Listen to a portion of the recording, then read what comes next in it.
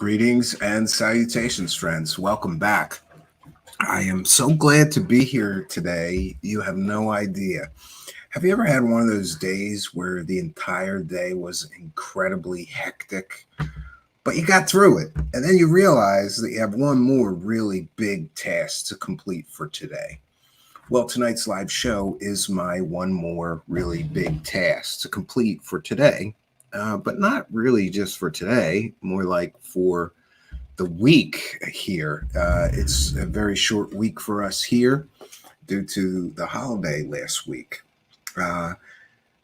We covered a part one of this series that is just an overview of UFO whistleblowers throughout history, because I think it's very important to view things through the lens of history and find out what is it that history teaches us that we can learn from history and apply to current events. Well, it would appear that our first foray into the world of UFO whistleblowers, we covered some 7 different alleged UFO whistleblowers.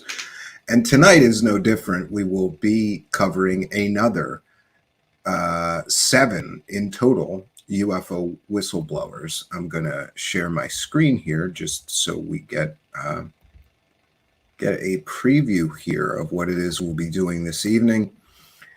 Tonight on Truthseekers, a not so brief history of UFO whistleblowers. This will be part 2.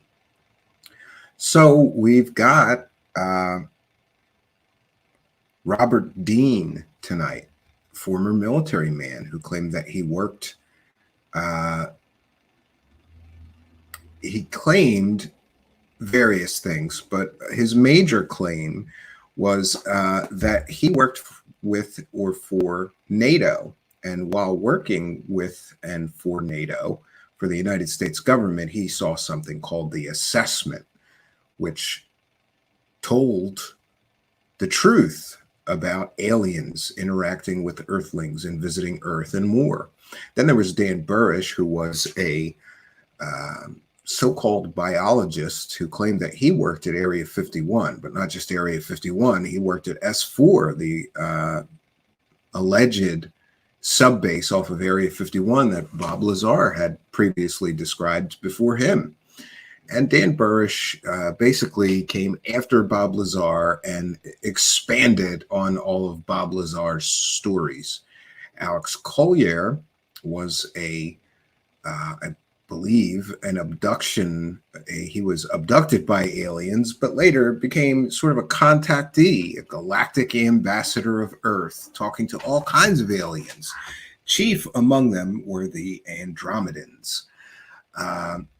Alex Collier is an interesting character, but the most mysterious and strange of these stories comes to us from none other than Wendell Stevens with his so-called S4 Informers series of videos. And I believe you can still buy those videos, but not from me. Connor Orion claimed to be a former Special Forces officer who was stationed at, once again, S4. So we see the foundation was laid by Bob Lazar for other so-called whistleblowers to come forward and tell their tantalizing tales about working at the secret alien base S4 off of Papoose Lake in Area 51. Then, of course, we get Stan Romanek, alien contactee, who essentially claimed that he was in contact with aliens and they were giving him the secrets of the universe, sometimes by mathematical formulas, but it was later found out that he was stealing mathematical formulas from little-known scholarly papers. Charles Hall. Charles Hall is one of my favorite cases because Charles Hall's entire story begins with, while I was in the Air Force. But we thoroughly investigated Mr. Hall and found that his claimed credentials and military background was not what he pretended it to be.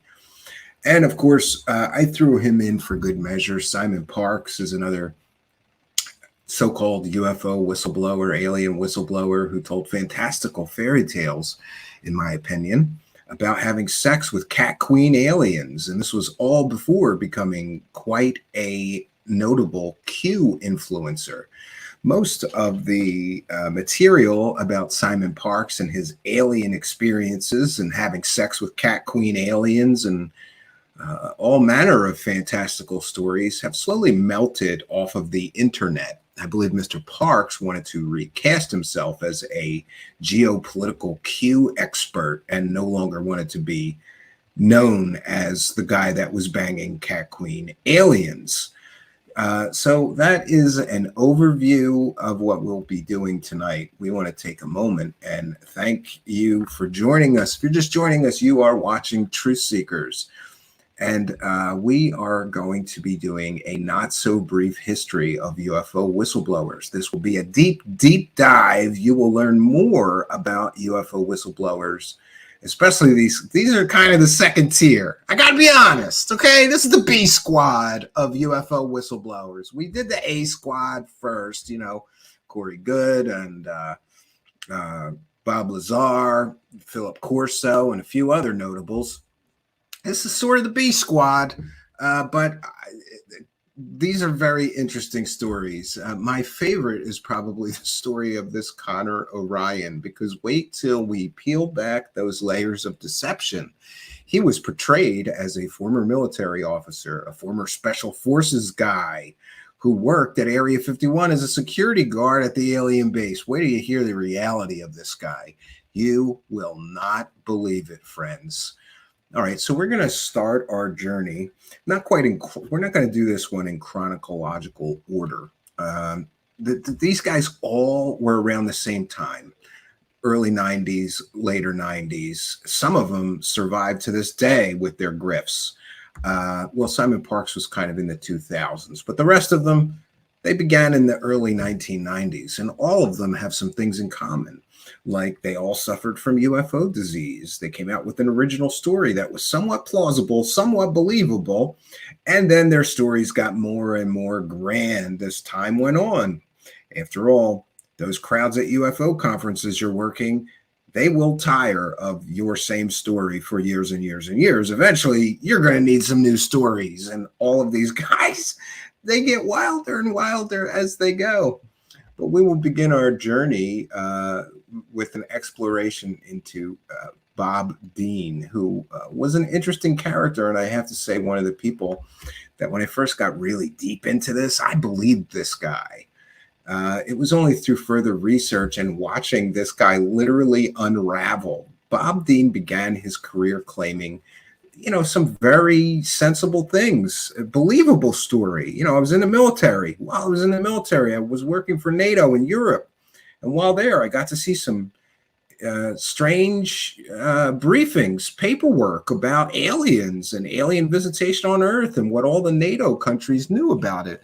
It was called the assessment. Sounds very reasonable and plausible that, hey, if the civilized governments of the world or members of NATO know about aliens, then sure, there's probably some paperwork. And this guy, what I will say about him is that his military credentials check out, and he did work in Europe for NATO at the time he claimed.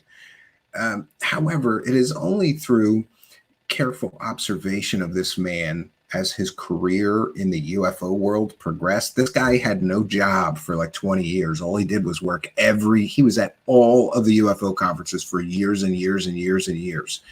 So eventually his stories got more grand. He got superpowers. He was in direct communication with aliens every day. It's a great book, but you can't buy it from me. We will get into Mr. Bob Dean. And I have to say, I did always like Bob Dean's talks, right? He seemed really grounded. And if you want to believe in aliens, I don't know, Bob Dean just seemed, you know, he seemed very likable and believable to me. It's important to note that Mr. Dean has since passed on, died several years ago, as I recall. And he was a longtime friend and confidant of one Wendell Stevens, who we have covered extensively here before. Okay, 1 second here. Let's see if we can't get into this. Yes. So, interestingly, I went searching. I recall that Mr. Bob Dean's lectures, lots of them at UFO conferences, used to be available on YouTube. But, you know, as time moves on, some of these things slowly fade off of the webosphere, and Bob Dean is one of them. But I was able to find this appearance of his at a UFO conference on a Facebook post and group. So we're going to cite fair use. This is a transformative work. I doubt anybody will mind. This is probably a very old UFO conference, but we'll put our fair use banner up just the same. We'll be educating the public. We'll be critiquing the video that we're sharing, and we're using this video in order to educate people about UFO whistleblowers of the past, including the subject of this video, Mr. Bob Dean. You can help me make it a transformative work by sharing comments as we listen together and discuss this in all capital letters. That lets me know you want me to share it on my screen.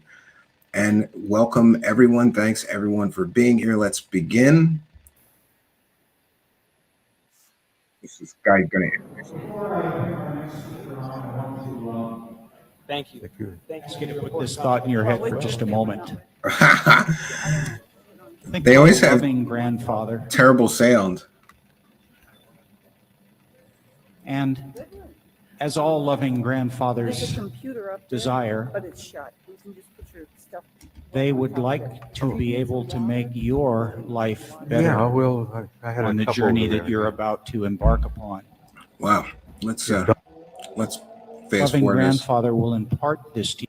Yeah, so that's the part, or the LARP that Mr. Dean played. Like he was like the elder statesman of ufology, and you know, he was like your kind grandfather. They're even setting it up while they're introducing him. It's wild. To you, asking nothing, and from the fullness of their heart and from the very soul of their being. Ladies and gentlemen, I'm very proud to bring back out of retirement for you. Who's always coming out of retirement. The Dean, Bob Dean. There we go. And look at the hero worship, right?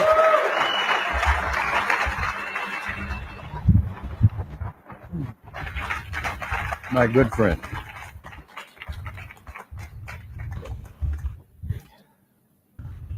I guess I can lay this on top of there, huh? Yeah. Okay. So this is at These are my International notes. UFO Congress, probably in the I got early 4 2000s. hours of here. And we're sure as hell not going to get through all of it. As I was working my way up the stairs back here, it dawned on me that, you know, incarnating on this planet can sometimes be a royal pain in the ass.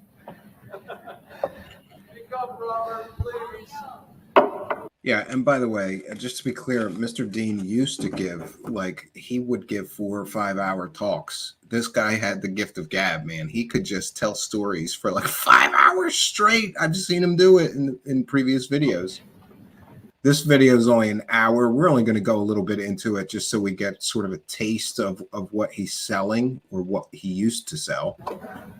I keep thinking they're going to call me back to the factory for some retooling and some major parts replacement. And I prepared a list of the major parts I want replaced. And there's an old friend in the audience, and I know damn well what he's thinking. And yes, that is at the top of my list.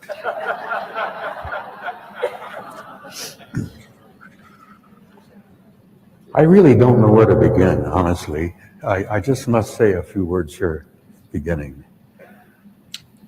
I just wanted to mention that when he started his career, Mr. Robert Dean was a very charismatic and good public speaker. This appears to be towards the end of his run, where he was a little, I would say, like a little scatterbrained. Some would say senile. He just would ramble for like the whole talk that he gave, he was not very coherent, but I'm hopeful we'll get some coherence here so you can get a sample of what he used to talk about. Why I'm here. Because I went into seclusion for a time. 5.5 years ago, I spoke at the Bay Area Conference in San Jose. And I said at that time that that presentation was my last and final public presentation. Yeah, and I want you to understand why I did that. He retired from the UFO scene several times, and he always came back. So fed up with so much that had happened over the years. I'm afraid I had learned too much. I'm afraid I had learned too much, and I had seen too much. I've been around a while. A week from tomorrow, I celebrate 80 years.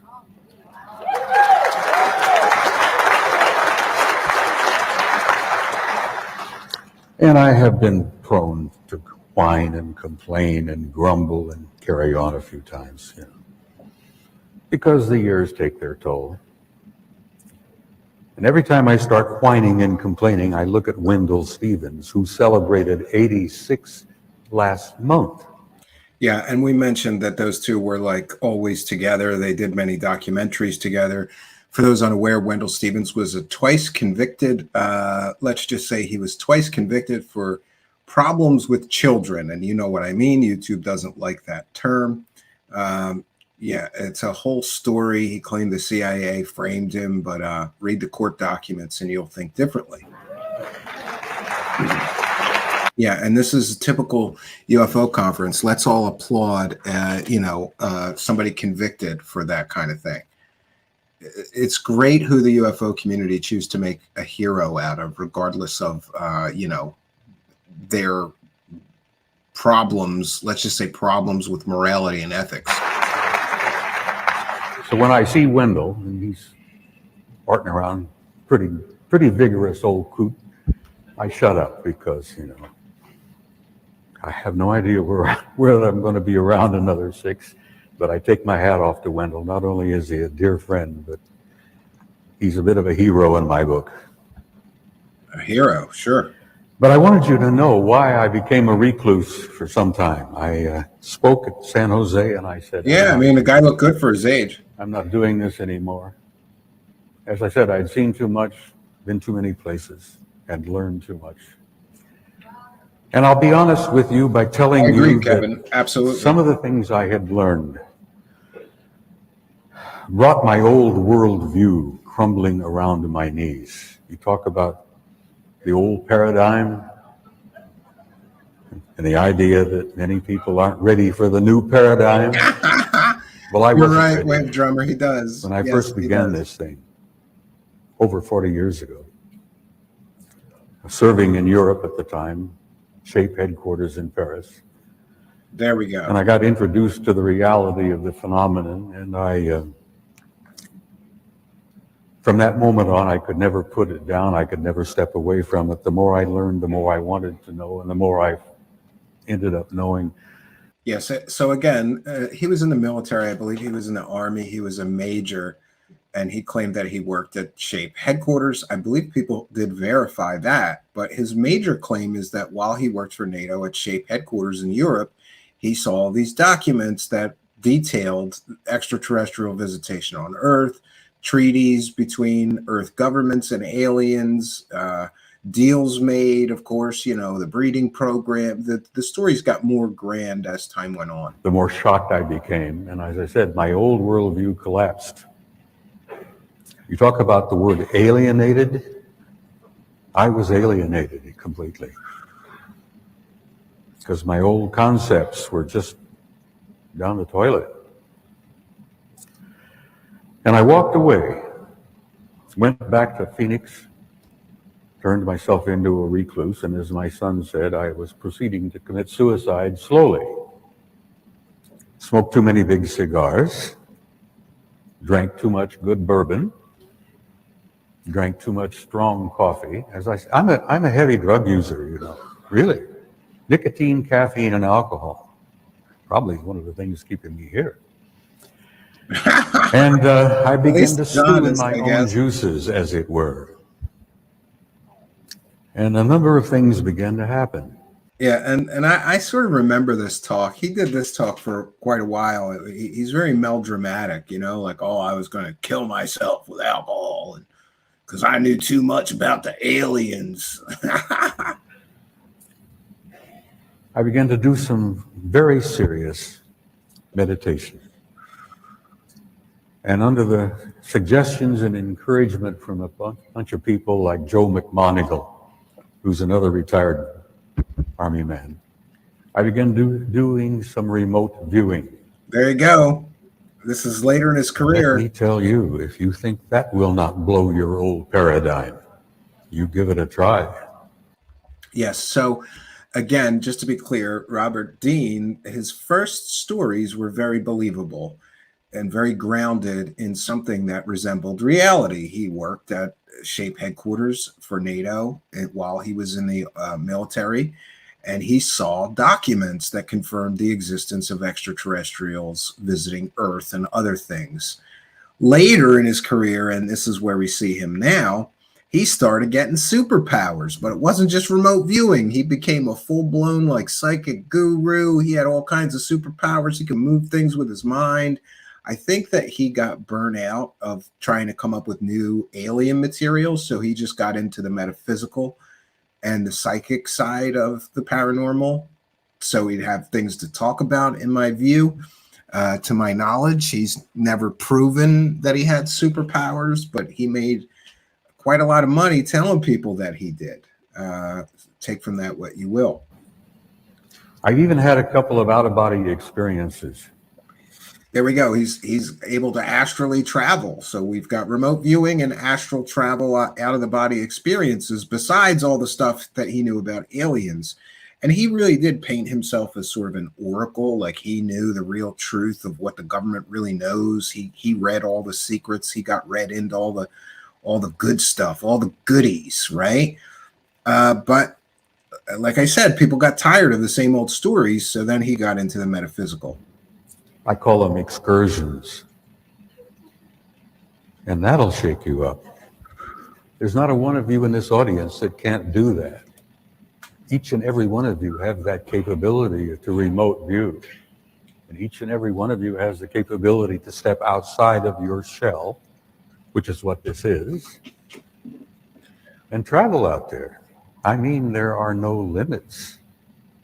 You can go everywhere in this God's universe. Yes, and in some of his talks, he detailed his astral travels out to distant star systems out in the universe and what aliens he saw there and civilizations and super advanced technological civilizations, thousands or maybe millions of years ahead of us. It's great stories, but you know, again, just stories. And these stories differed significantly from his original account that he first came out with as a so-called UFO whistleblower. And so a few things happened, transpired. I began to learn a little more. And then another couple of things happened. I came here a year ago, just as a guest, just to came and see how things were going. And a number of old friends came up to me and said, listen, you really got to get over this seclusion thing and come out and start talking to people again. Yeah, so the UFO community saved his life. And then I got a phone call from a senior naval officer in the Pentagon. Sound familiar? And this senior naval officer called me up and said to me rather bluntly, listen, you old fart, get off your dead ass and get out there and start talking again about what you've learned. Again, painting himself. Needless to say, I was a little bit taken back by this. I mean, good question, Stormcrow, and thanks for being a member. Citizen. I can figure I deserve that kind of commentary. taken aback momentarily. Exactly. Yes. Because you see, this phone call from this senior naval officer in the Pentagon was from my son.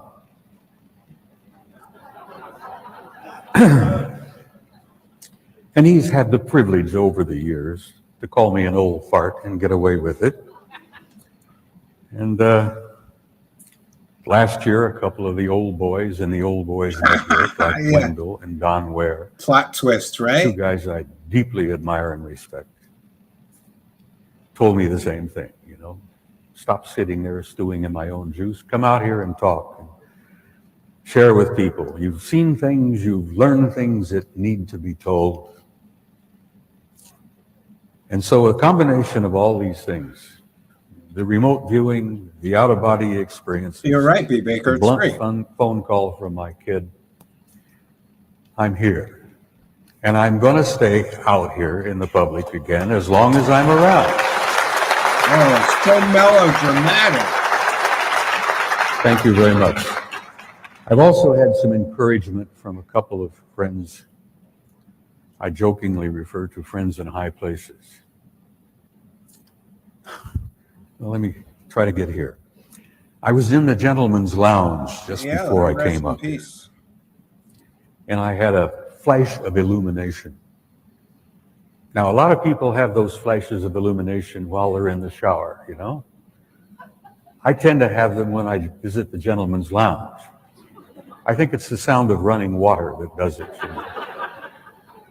And at my age, I make a number of trips to the gentleman's lounge, and you would think I might be one of the most enlightened, illuminated people on the planet. Yeah, interesting, Ganji. You're But right. essentially, my illumination was this. Howdy, What the hell are we doing here? Why do we come here every February? Why do we go up to San Jose at the Bay Area Conference every September?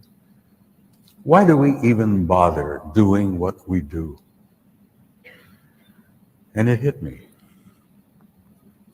It's because you people You're correct, B. Baker. know He never proved any of how his important claims. this is. But we're jumping ahead. It's you people that, in my heart and my view, are the most important parts of this whole program. Yeah, I'm here for Each and you. every one of you. Empty your We pockets. come because we know that we're dealing with the greatest story in human history. Yes, he definitely was a I good kid you public not, it speaker. is simply the I'll give him greatest that. He was a story good in public human speaker. history. It's about us, the human race, this human species that we're all a part of. How did we come to be here? Where are we from? Why are we here? And where are we going? That's why it's so damned important. And we are at a transition moment in time. We are making a transition, and I call it a transcendent transformation into another species. And it's happening right this moment as you sit here in the audience. You're changing right in front of all of us. You're changing in every way. Your genetics, your genes are changing. You're not the same person you were 5 years ago, 10 years ago. It's a transformation that's underway, and when it's finished, if it ever finishes, which I doubt, you're going to be almost like gods. Yes, he gave sort of a talk that was reminiscent of later David Wilcock talks. So we see that there's a lot of connections here. He believed that our DNA would be upgraded and we would ascend to having godlike superpowers and abilities. And towards the end of his life, which was, I believe, not that long after this talk, he truly was telling people that he had all these godlike superpowers. Because you have that potential. Long ago, an old friend of mine who I refer to continually as a dear old friend, a rabbi in Galilee said, "You are as gods. What I do, you can do, and even more." Does this sound familiar? David Wilcock used that exact Bible quote years later in his talks. So it's interesting to see the threads of basically grifters stealing material from each other. Well, take those words and put them in your heart and think about that. You are as gods. What he did, you can do, and even more. You're not there yet, but you're getting there. And Yes, this process working is towards underway, ascension. and it cannot be stopped. It's Yes, ascension is inevitable after all. fate. It's destiny. You're turning into a new species, and that transcendent transformation. That's why I love to look at the young people like today. You know, you talk about these kids that are showing up. You look deep into their eyes and you see things. You see a depth of an understanding and an insight in those little eyes today. Yeah, and so, you know, he would talk about transcendence, also known as ascension. It's basically the same New Age garbage that David Wilcock, Corey Goode, and others would push some 20 years after Bob Dean did. So I guess he was a bit of a trailblazer. They're the new world. And you've laid the transformation for it. You've laid the groundwork for that. But that's why we're here. You know, you get a little depressed now and then. We all do. Remember, this is a talk he's giving at a UFO convention. People are here to hear about aliens and UFOs, and this is what you would get. He would just, you know, talk about New Age stuff for half of his talk. So I think we have given you a good sample of what Bob Dean was about. I wish that I had found an earlier talk where he just talked about the aliens and the UFOs. Remember, originally, when he first hit the scene, he was a so-called UFO whistleblower or alien whistleblower. He was former government, had high security clearances, and he was going to tell us the truth about those aliens. Does that sound familiar to anyone else? I believe it sounds very familiar to me. So here is what I can tell you about Mr. Bob Dean. His military credentials turn out to be mostly true. Let's leave it at mostly true. He was in the military. He did work for a time at that SHAPE NATO headquarters in Europe. But what we later determine is that other researchers try to find these so-called documents that Mr. Bob Dean talked about in virtually every talk that he gave. And not a single researcher or person was ever able to substantiate his claims about there being a document or briefing document, which he described in great detail, called the assessment. And in this assessment, Mr. Dean asserted that the truth about extraterrestrial intelligence visitation on Earth and their communication with even Earth leaders of different countries. There were treaties made. And of course, we get that line about the gray aliens making some kind of a deal where they were allowed to abduct so many people a year in exchange for some kind of information or technology given to the countries allowing the abductions. But no one had ever laid eyes on these so-called documents that Mr. Dean claimed to have seen, which is extremely suspicious, because if he, as a military person stationed there, saw those documents, it would stand to reason that others would have also seen those documents or be able to corroborate his testimony. To the best of my knowledge and recollection, no one ever confirmed Mr. Dean's claims of alien visitation on Earth, or that the military actually knew about these things. And largely, more skeptically minded people might come to the conclusion that when Robert Dean suddenly found himself living right near Wendell Stevens, who had made a gob ton of money in UFOs, and also a former military man, and they became friends. They were close friends and neighbors before Mr. Dean became a so-called UFO whistleblower. So I have talked to at least one, let's just say, OG researcher who told me that he believed that Robert Dean was coached to come forward and tell stories, because originally Wendell Stevens would sort of interview Mr. Dean, kind of a great deal like Corey Goode and David Wilcock. You'd have one person asking the questions, and the other person was that oracle of information, the source of all the stories about the aliens. Well, before there was David Wilcock and Corey Goode doing that, there was Wendell Stevens and Bob Dean. And I, for a time, looked into Mr. Robert Dean's military credentials, and I wasn't able to find that he lied about any of that. Was a real military man, got an honorable discharge, even, I believe, a military retirement, which you don't get unless you were on good terms with the military when you left. And despite all of his claims, no one from the military ever, people who want to believe Mr. Dean say no one from the United States government or the military ever denied his claims. Well, great, but nobody ever confirmed them either, so we're left at an impasse.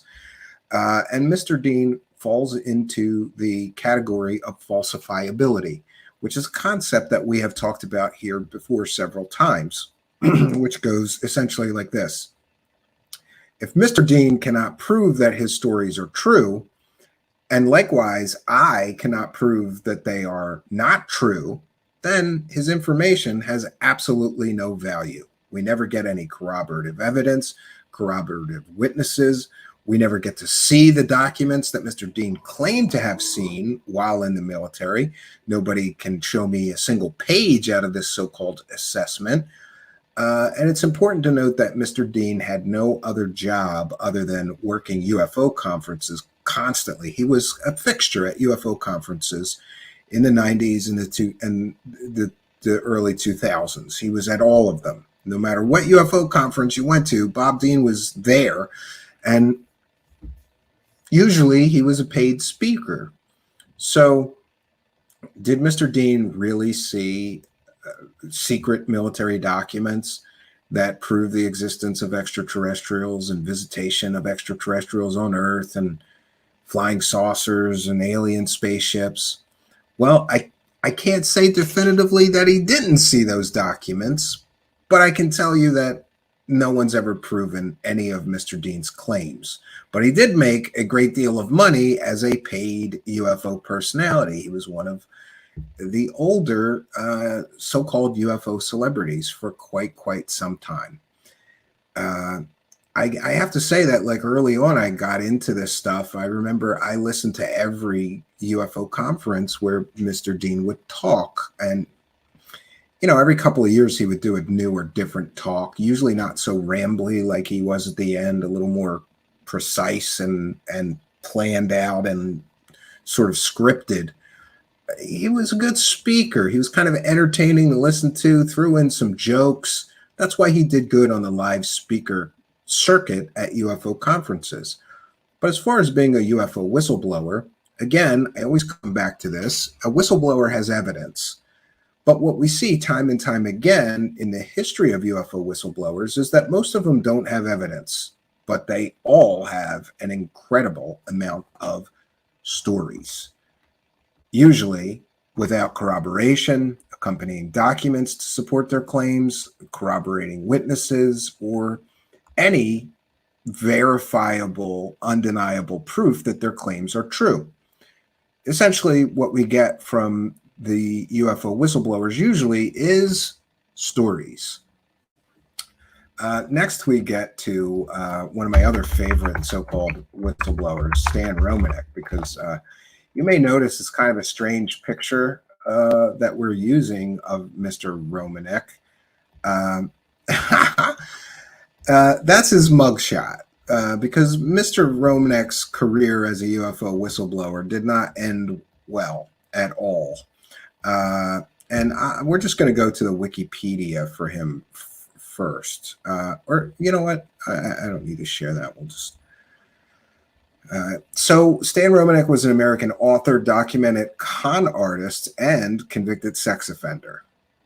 Documented con artist, according to Wikipedia. He was the subject of the documentary film Extraordinary, the Stan Romanek story. Remember how we talked about J3 Films was actively promoting this guy who was a convicted sex offender and convicted con artist? J3 Films is still promoting that film and profiting from it, despite Mr. Romanek being convicted of some very serious offenses involving children. And you might also like to know the little bit of nugget that Jimmy Church and Richard Dolan and many other UFO celebrities worked for J3 Films on new projects anyway, knowing that they were actively promoting and profiting from this man. Stan Romanek claimed that he was an alien abductee, and his first UFO encounter was around the year 2000. He's had many experiences with aliens. He offered proof of his alien abductions by showing strange wounds on his body, which glowed under black light. He also claimed that he was in, I think, near constant communication with aliens. And he used a ghost box, of all things, to communicate with the aliens. He claims that aliens visited his home and more. It is a strange story, but I did find, interestingly, this is not the first time in the form of Dave Grush that a so-called UFO whistleblower has gotten some major media attention. Stan Romanek got the attention of ABC News, and I think it was a 2020 piece that they did in which they detailed Mr. Romanek's so-called alien experiences. I was able to find a video detailing his experience. So we're going to share that video. It's a short video. And this is fair use. It's a transformative work. We are educating the public about the so-called UFO whistleblower, Stan Romanek. 1 second. Let me cue this up here. All right, I got it.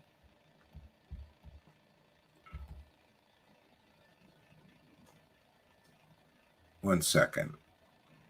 I just want to cue it up to the part about him.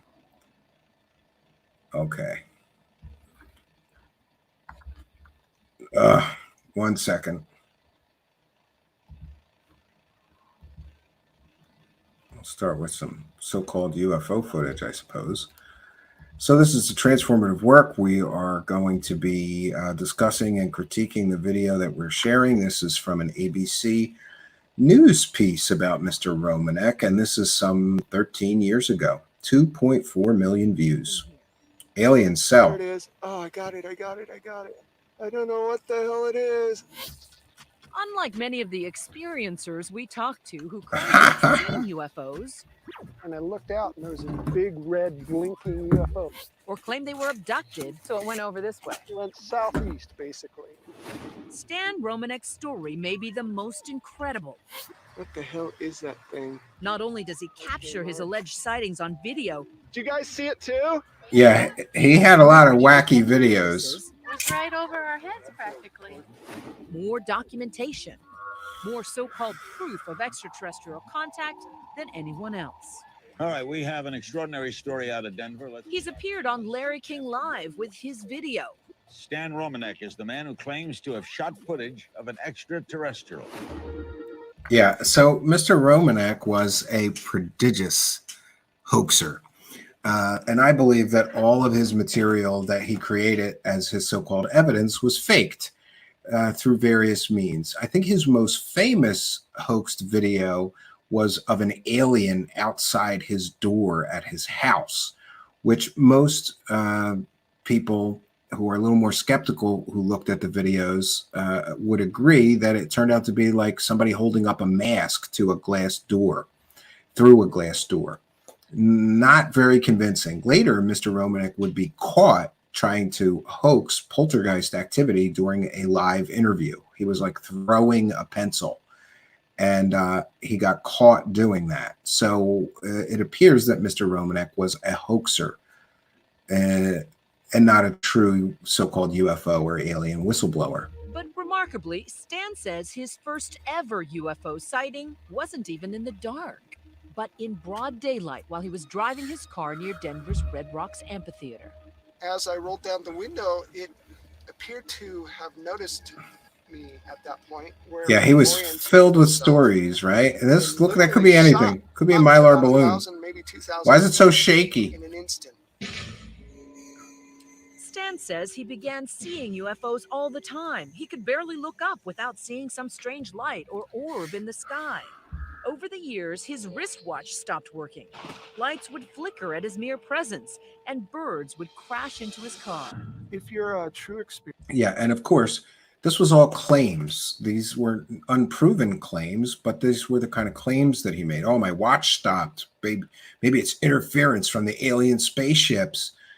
Yeah, a lot of claims from this guy. And he claimed he had all this evidence, but we saw some of the evidence. Look, there's a UFO. It looks like a Mylar balloon. Why is the camera shaking like crazy? You know, why can't we get clear video from him? or a true abductee, you have what's called high strangeness. All these weird, bizarre paranormal things start to happen, almost like your house is either being haunted or nobody really knows. Well, that thing's weird. Hey, where'd it go? It's almost as if Yeah, it looked like he moved the camera and then said, hey, where did it go? Like some of his so-called evidence, I believe he or somebody else used to have a website collection of it. If anybody knows the link to that, if it still exists or we can find it on Wayback, please do email me at truthseekershow@gmail.com. He was very good at getting attention for himself, and he became one of the cash cows of the UFO community. Again, speaking at conferences for big speaking fees. You know, he's the guy with all the evidence. He's the guy who is the focal point of alien visitation, and he's going to tell you all about it. Just make sure you buy your ticket. You know, it's like buying a ticket to the circus. You're a storm chaser, like UFOs every couple weeks. I'd reverse that. It's almost like they're chasing me. But Stan says he witnessed even more paranormal phenomena. There was a UFO at his workplace. Orbs would follow him home at night. And ultimately, like a horror movie come true, Stan claims they came knocking on his door and woke him up in the middle of the night. you thought it was kids. Yeah, I wearing thought it masks. was, well, either kids or very small adults. They were almost a little bit too big to be kids, maybe teenagers. You thought it was robbery. Yeah, they were playing a joke or they were here to rob us. As I got closer, I started wondering if they were really masked because I could see the veins in their head. I could see their facial movements. And again, this is his telling of the story. He could see the veins in their head and facial movements and all these things. And none of that is shown on the videos that he offers as proof. So, you know, there's a huge discrepancy between his fantastical claims and the so-called evidence that he would present. I could see their mouth move. I could see their eyes blink.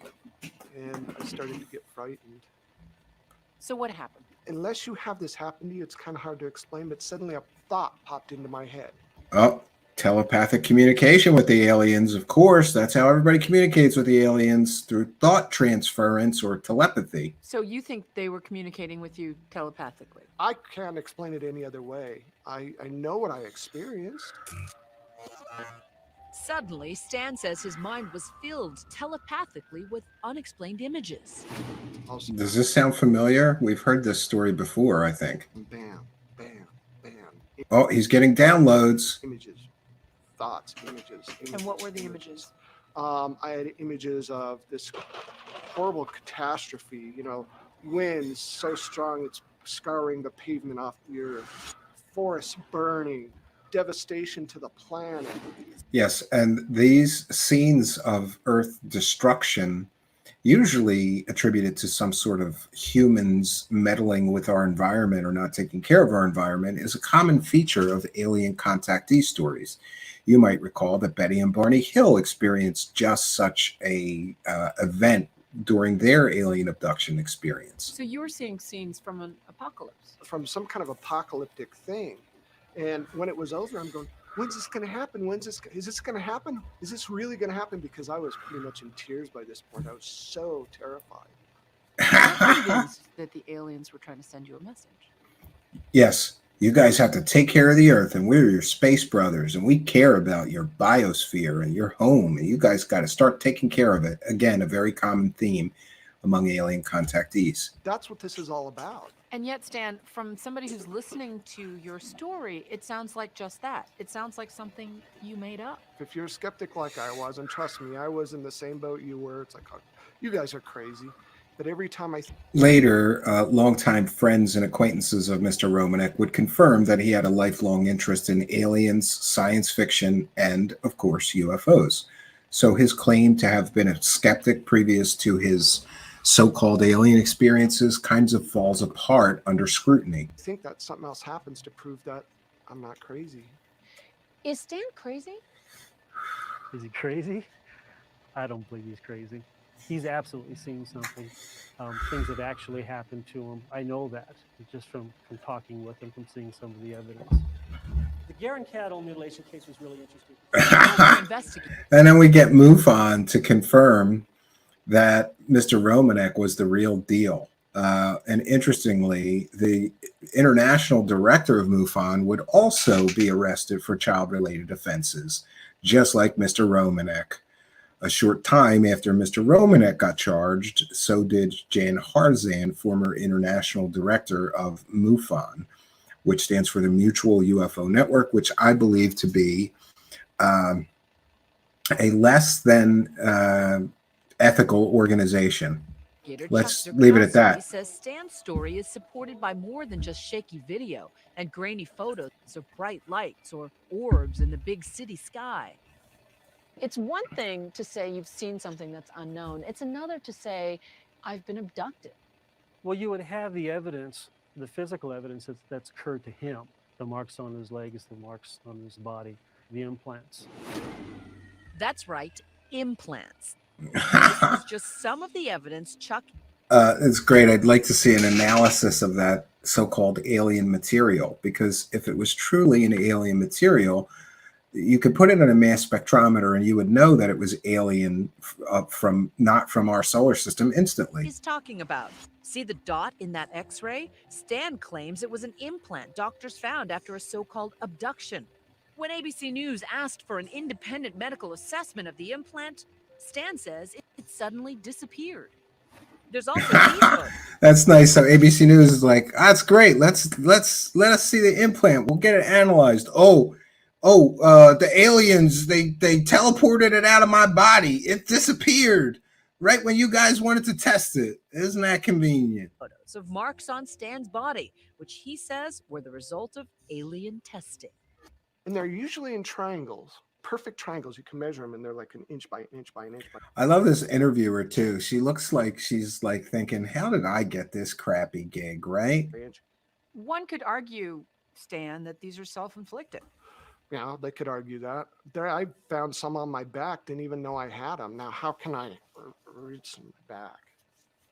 You know, there's always an argument for everything. You know, just because somebody can fake something doesn't necessarily mean it's faked. Well, I'm pretty sure in his case it does. Which brings us to the physical evidence.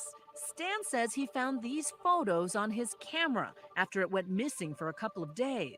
Yeah, that's great. So his camera goes missing for a couple of days, and I guess the aliens got a hold of his camera and they started taking selfies. Stan Romanek claimed that he lost his camera and the aliens started taking alien selfies of themselves with his camera, and then he found the pictures later. Stan actually looks like pictures of a color photograph to me. Looks like somebody took pictures of a photograph. believes this is the face of an alien. These are images that were captured on a still camera. I don't know how they got there, but they were there when he downloaded pictures off our camera. And what do you make of these? To me, they look real. I mean, there's so much detail in them. I don't know how they got on my camera, but they look like ETs to me. I mean, what do they look like? I like how he's like open-ended, you know, like, yeah, they look like aliens to me. Must be aliens. You know, I'm a skeptic, Stan, so I think it looks like, you know, I think it looks like. And just to be clear, no, he was never a skeptic. He had a lifelong interest in UFOs and science fiction. This is all part of the act. Yeah, I used to be a skeptic too, till the aliens started taking selfies with my camera for me. Yeah. You know, Halloween mask. Okay. Maybe you're right. But do Halloween masks have that kind of detail? Well, Yeah, Halloween masks have even more detail. These seem kind of featureless. well, this looks like it could be shadows. Could be. Skeptics argue Stan and others like him are just seeing what they want to see. Yeah, I think that, the believers would argue. I remember when Romanek was popular and big, and you couldn't argue any other explanation to a true believer other than, oh, he's really in communication with those aliens. How do you know that Stan isn't putting on a great big hoax? Well, that's the investigative part. I've been to his house. I've talked to eyewitnesses who were there that saw things. Yeah, and this is a MUFON investigator. I'd like to contact him now and ask him, what do you think of Mr. Romanek now after he got popped for collecting child-related images? Let's leave it at that. I've seen some of his physical evidence, and that's where you start. All right, so we've reached the end of the video, and here's what I can tell you about Mr. Romanek. After a fairly lengthy career working UFO conferences, getting lots and lots of attention in the media, including a documentary film deal, which is still available, by the way. Mr. Romanek got popped, arrested in a sting operation. This is the documentary by J3 Films, which they're still selling. Extraordinary, the Stan Romanek story. He is the center of the world's most documented extraterrestrial contact story. He's also a child-related offender. The intention of this documentary is not to prove the existence of UFOs and extraterrestrials, but to pose the question, what if this is all true? And you too can buy it for $9 or rent it for $4. I don't recommend it. I think this is a horrible documentary, but you do get to see the money shot there of the alien in his window, and a bunch of people totally who believe Mr. Romanek's story. I wanted to see if we can find, 1 second, we'll find one of those articles. There was plenty of articles when Mr. Romanek got arrested. Well, we'll just go from the so on February 13th, 2014, Romanek was arrested after turning himself in at the Larimer County Jail on charges of possession and distribution of child-related images. And you know what kind of images. YouTube doesn't like those words, so we're going to try to avoid that. The outcome of an 8-month investigation. Oh, 1 second here. I'll share my screen just so you know I'm getting this directly from Wikipedia. Okay, and he was caught with more than 300 images as well as video files depicting CP were found on Romanek's computers. After appearing at the Larimer County Courthouse, Romanek was released on $20,000 personal recognizance bond. In March 2016, Romanek pleaded not guilty to both charges after refusing a plea deal from the 8th Judicial DA's office. On August 8th, Romanek was found guilty of felony possession of CP, child-related images, but not guilty of distribution. His sentencing was held December 14th, 2017, where he was sentenced to serve 2 years in the Larimer County Community Corrections halfway house and to register as a sex offender. He reported immediately to jail to wait for space to become available at that facility in February 2014. Romanek's wife, Lisa, said, "We'll be taking ufology into the courtroom." After the trial, their defense attorneys, Colorado law firm McKinlick and McKinlick, stated that they did not do this because it was not relevant to the case. They advised Romanek to appeal the conviction and hire new defense counsel. So his lawyers quit him after the first conviction. They planned to file an appeal. Romanek made public allegations that the government had planted the evidence. Here's where we get the Men in Black explanation. planted the evidence on his computer. At the sentencing hearing, Deputy District Attorney Joshua Ritter accused him of deception to try and place the blame on others and of doctoring evidence in the form of videos falsely alleging that his computer had been hacked. Ritter disclosed that Romanek had not even tried. Ritter disclosed, here's where you know what kind of a person this guy is. Romanek had even tried to frame his stepson, Jacob Shattuck, for placing the images on his computer. The prosecutor pointed out that even the defense team would not allow such fabricated evidence into court. In 2017, Romanek's attorney, Ted McClintock, stated that the client plans to appeal the conviction. To date, no appeal has been filed. The implementation of Romanek's mandatory registration program had been delayed several times and dragged out, with him making unverified claims that physical illness was keeping him from completely complying with the court orders. After claims of illness caused him to miss several court dates during his original sentence, Romanek was resentenced on November 30th, 2020 to 10 more years of intense supervised probation. And let me just tell you, they don't give 10 years of intense supervised probation to somebody who's not a danger to children or society. The judge expressed concern that Romanek was not taking responsibility for his crimes. So there we see a crazy end to this UFO whistleblower story. Got popped for child-related images, convicted, and sentenced to several years in jail, and then 10 years of probation, supervised probation. We want to thank Wild Ascension, who became a YouTube channel member. Thank you for your kindness, generosity, and support. For those that are unaware,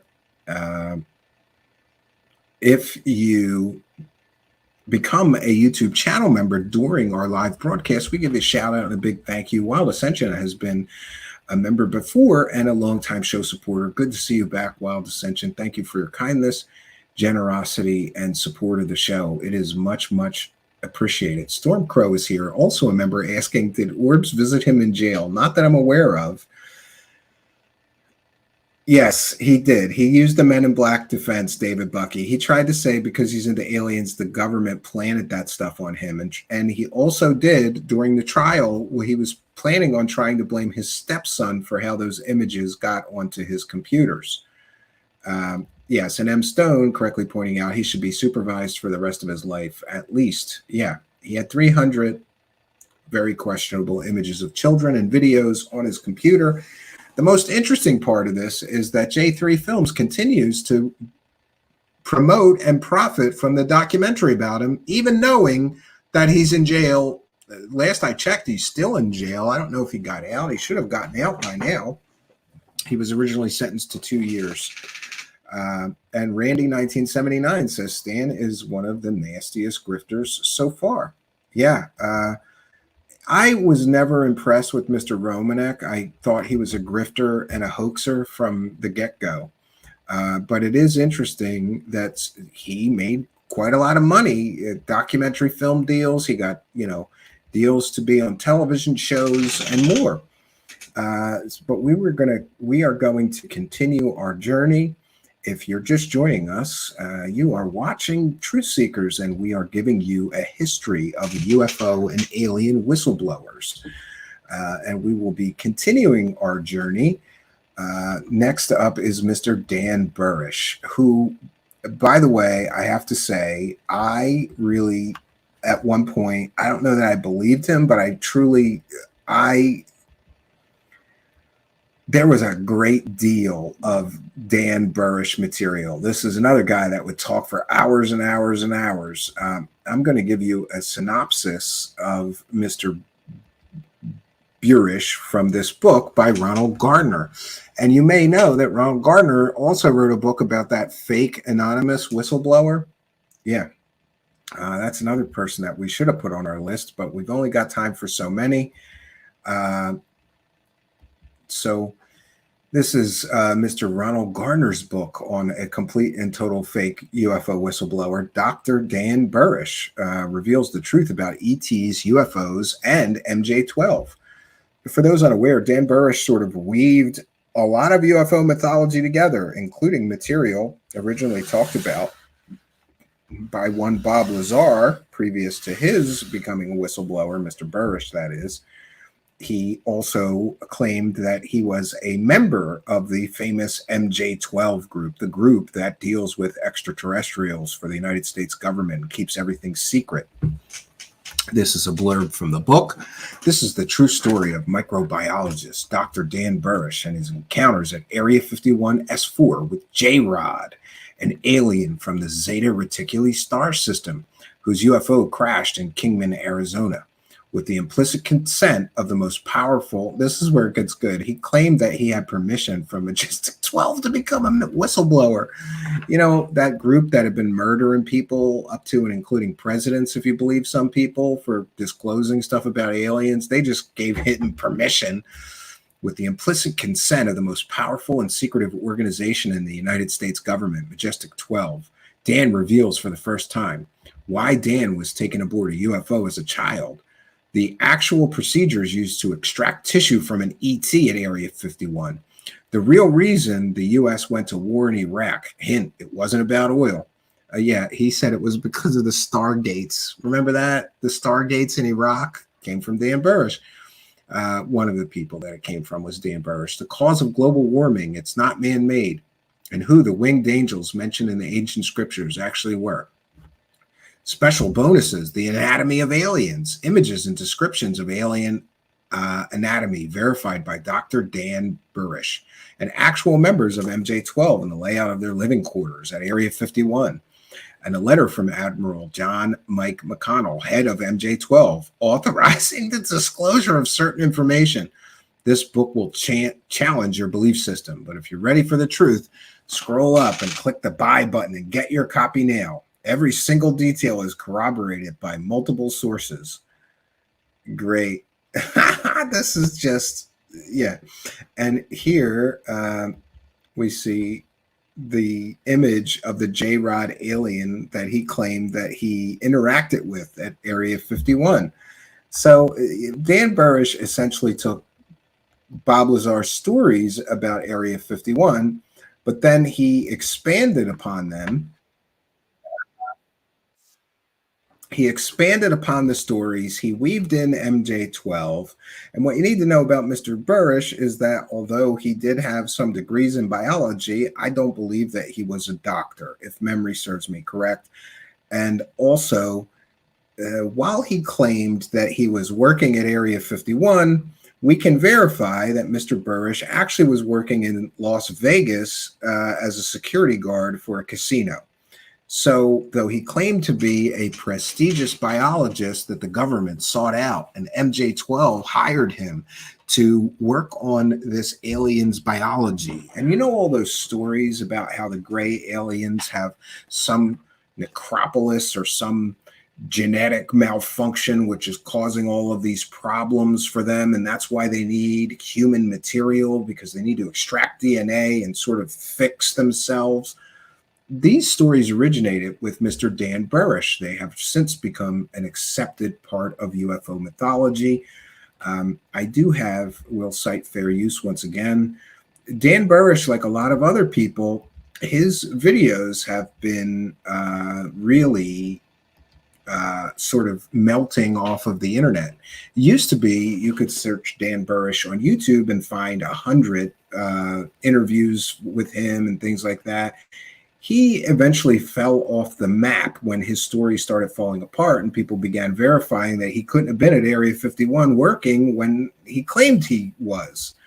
But that didn't stop UFO profiteers from interviewing him. And here we'll get a sample of some of his story. Can only be described as somewhat angelic, is interacting with you in a way that's blowing up your security cameras. It walked through the wall. It literally walked through the wall through my desk. And I was sitting at my desk at the time. It walked through the wall toward me. Yeah, and he had a lot of stories about interacting with that alien who he called J-Rod. You may have heard that story before. You can buy the book. We showed it to you, but not from me. Interesting story. Mr. Burish claimed that while he was a biologist at Area 51, taking tissue samples from the alien, they became basically best friends. I fell off onto the floor. That was actual foot. Well, that's just an artist's conception from my point of view. It walked through the wall and I fell back. It then screamed, and I felt myself pulled up in its scream. It was a deference. I heard it screaming to God in English. What did it say? Other individuals, it screamed the name. Begins with a Y? Adonai. Oh. Okay. And is that, Aramaic? It's Hebrew. Okay. Why would an alien from another star system be speaking in Hebrew? Hey, these stories don't have to make sense. They just have to sell and sound convincing enough, to sell at UFO conferences. And here is Mr. Burish being interviewed at a UFO conference, of course. And I only say that out of great. I wouldn't. I don't even know what that's a picture of. It doesn't make any sense. Is that supposed to be an alien? I'm very careful with that word. It frightens me. But now I put a negative up there so people could see it a little bit better, but that doesn't seem to help. No, well, that's just an artist's conception I did. That's not it. You have an image here. There's still images, and yes, it related to the research that we are doing, and there were very strict lines which were not to be crossed, and so involving the research, and I've been actually laughing. I don't even know what we're looking at here. Like, that's supposed to be an alien somehow walking through a wall? Okay. That over this, it's I guess I see the eyes. But then again, I come to understand others better who have experiences without proof in their hands of the experiences, and so it's helped grow me because of that. Was this visitation part of something you were doing at that moment? Was it part of something you were doing at that moment, or was it just no? Yahoo Mail Plus, great software being used here. The first time that this being walked in or around me, it was not at home. That was in my home. The first time that it happened, I was up at S4, right, and it was between work involving Aquarius, and there was some post-neuropathy buildup work that we were. Neuropathy, that's what he claimed that the aliens were suffering from, and why they needed human DNA in order to repair whatever was causing their neuropathy or their genetic fading. I think, as I recall, because they cloned themselves almost out of healthy existence. And so I was playing with Lotus up there. And in fact, we got the research from them, the results of the research, because I was proceeding forward with this, actually doing a sequencing or starting to do a sequencing. Randy, no. By these particles in the environment. And that's when it walked in. I turned around and saw it standing in back of me, and it was extending through the walls. And it screamed the same thing that it screamed when it walked into my home. And these are supposed to be pictures of aliens somehow? That's the only thing I knew to say at the moment. I had a cup of coffee in my hand, the Bosco type. We're not allowed to, they didn't allow. Yeah, it does look like a botched up Polaroid. And I hope that they've changed it since. They never allowed caffeinated products whatsoever up at S4. So we had what we called coffee. It was a Bosco type drink. And I began shaking, and then when it screamed, it was as if I pulled out of myself and was pulled upward in the I think air it was, yes, space Jews, yeah. while it screamed. And when it stopped, I was back in my seat, but my body didn't leave the seat. It was almost like a out of body type. This image that you're looking at was taken while I was talking with it. It was doing most talking with me about the J-Rod.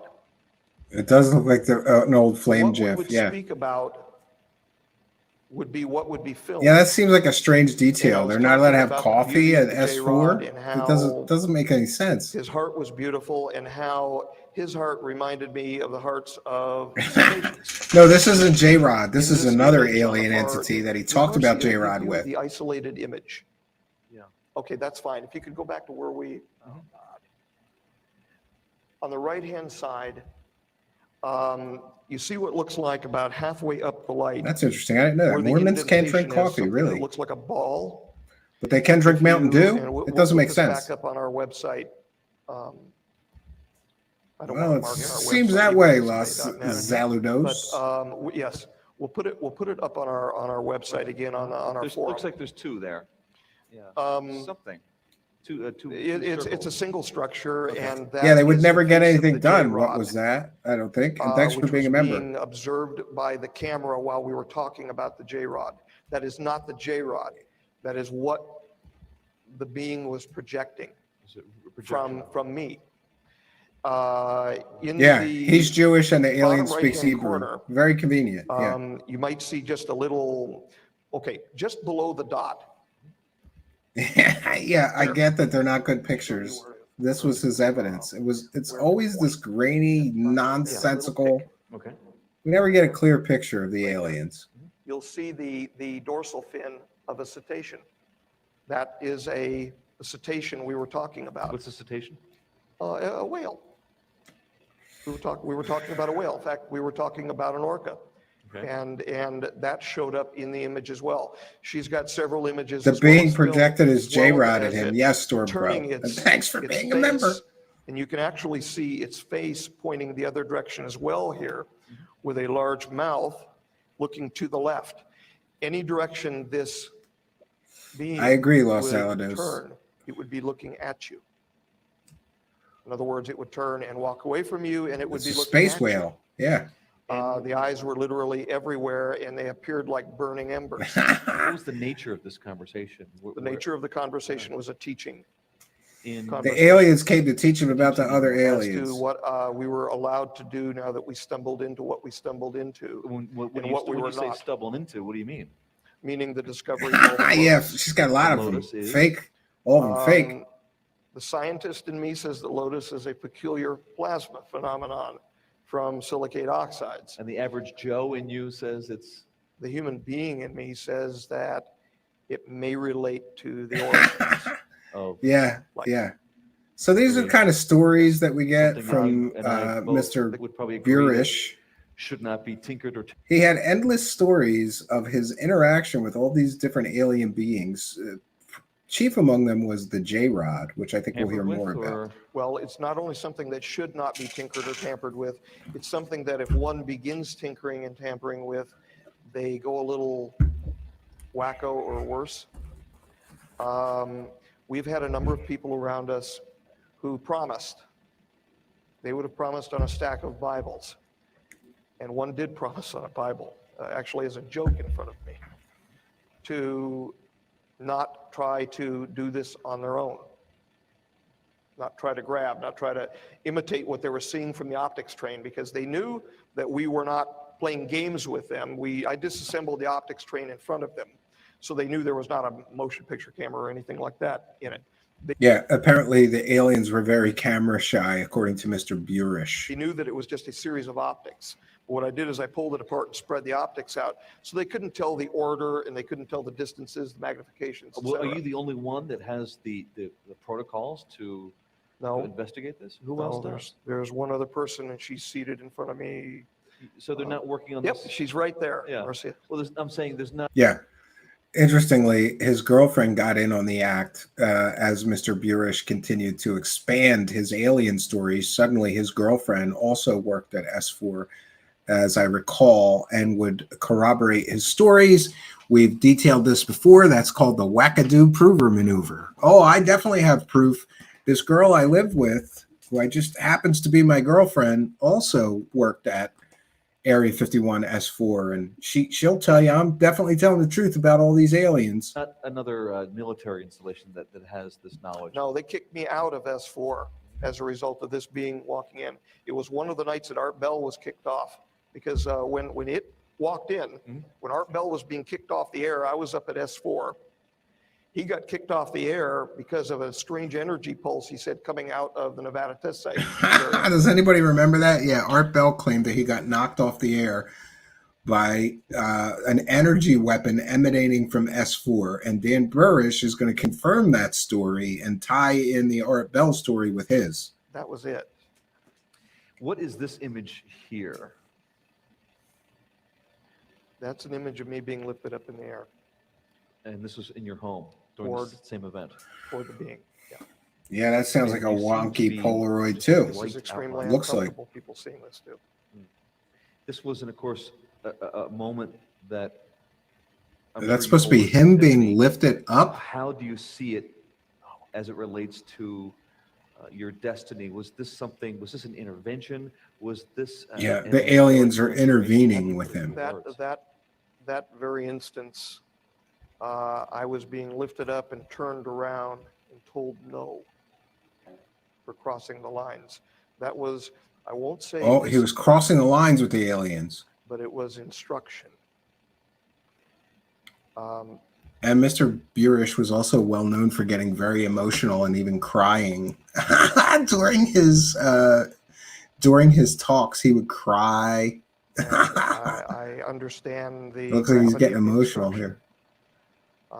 He might start crying right here. I don't know. This does not mean that Lotus can't be used for the benefit of humankind.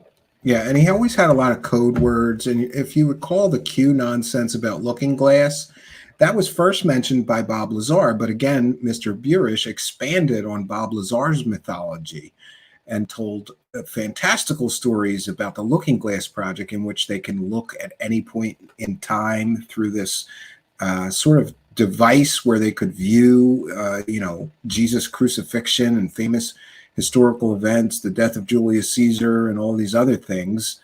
No evidence, but great stories, and expanded upon all of the things that Bob Lazar mentioned, including S4 at Area 51 and more. Interestingly, Mr. Burish would even gain the interest of a young researcher at the time, Michael Schratt, who spent a great deal of time making a lot of pretty pictures for Mr. Burish that he would later use in all of his presentations, kind of a lot like he's doing for Dr. Stephen Greer right now. And in fact, we've been told that it will be, but in ways different than what people may think. Are we getting near me talking about? Yes, we are. All right. Yes, and it's a perfect lead-in because we gotta. I have some water here. I just Yeah. want to fill up a little bit. Shall we? Yeah. All right. So what we're coming up to now is an interesting sort of revelation, in the sense that all this research up to this point you were doing more or less research on your own with the help of other colleagues. It really came out of your experience and both personal and what you experienced in the military.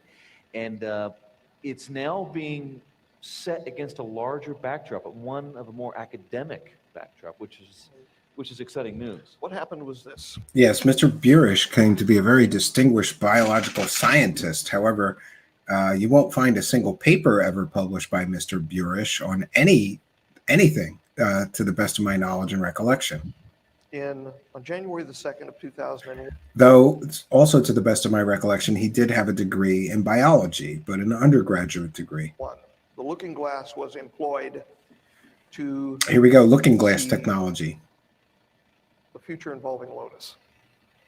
It was employed by order of MJ1. During the course of that year, that's right where we want to start. During the course of that year, a quid pro quo deal was struck that I could learn about the DCTP, the separation of timelines, and the true nature of the J-rods.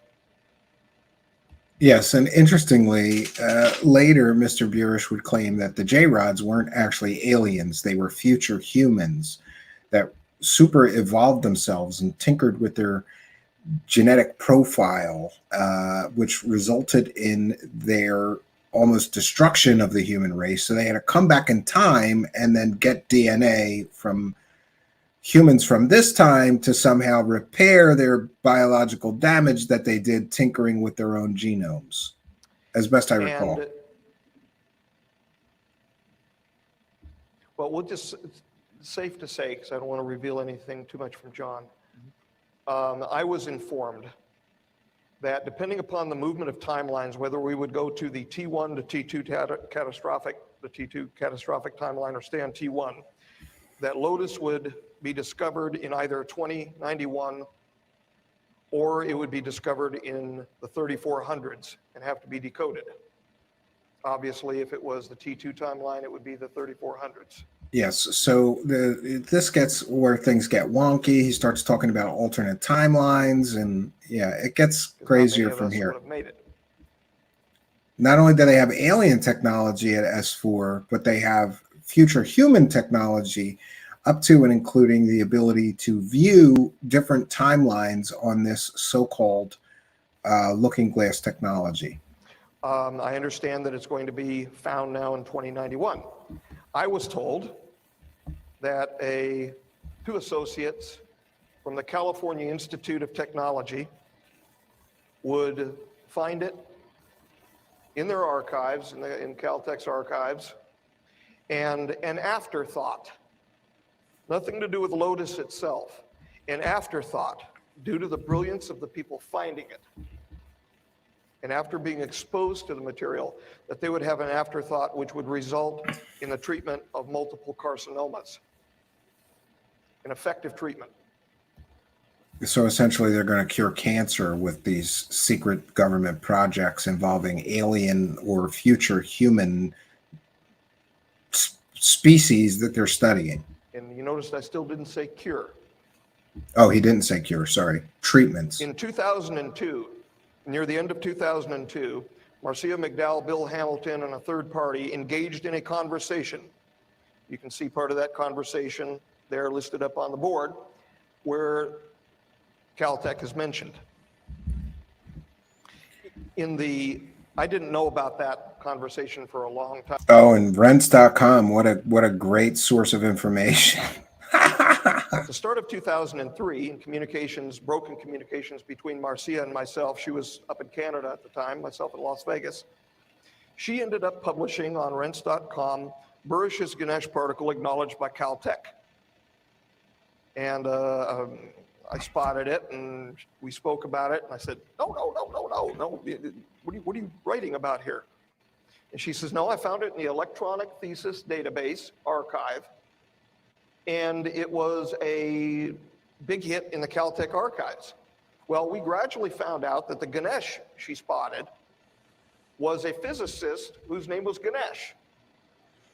Yeah, and it gets crazier from here. This is his circular way of proving that what he's talking about is correct. They found something in an archive in a college that somehow confirms what he is talking about. I think we've sampled enough of Mr. Burish's strange stories, but what we find out about Mr. Burish, researchers started looking into his claims, into his employment history, and it all falls apart. He could not have been working at Area 51. He was at times a security guard, I believe, the best as I recall, for a Las Vegas casino. He was also a probation officer, of all things, for a short time, or for a time in Las Vegas, Nevada.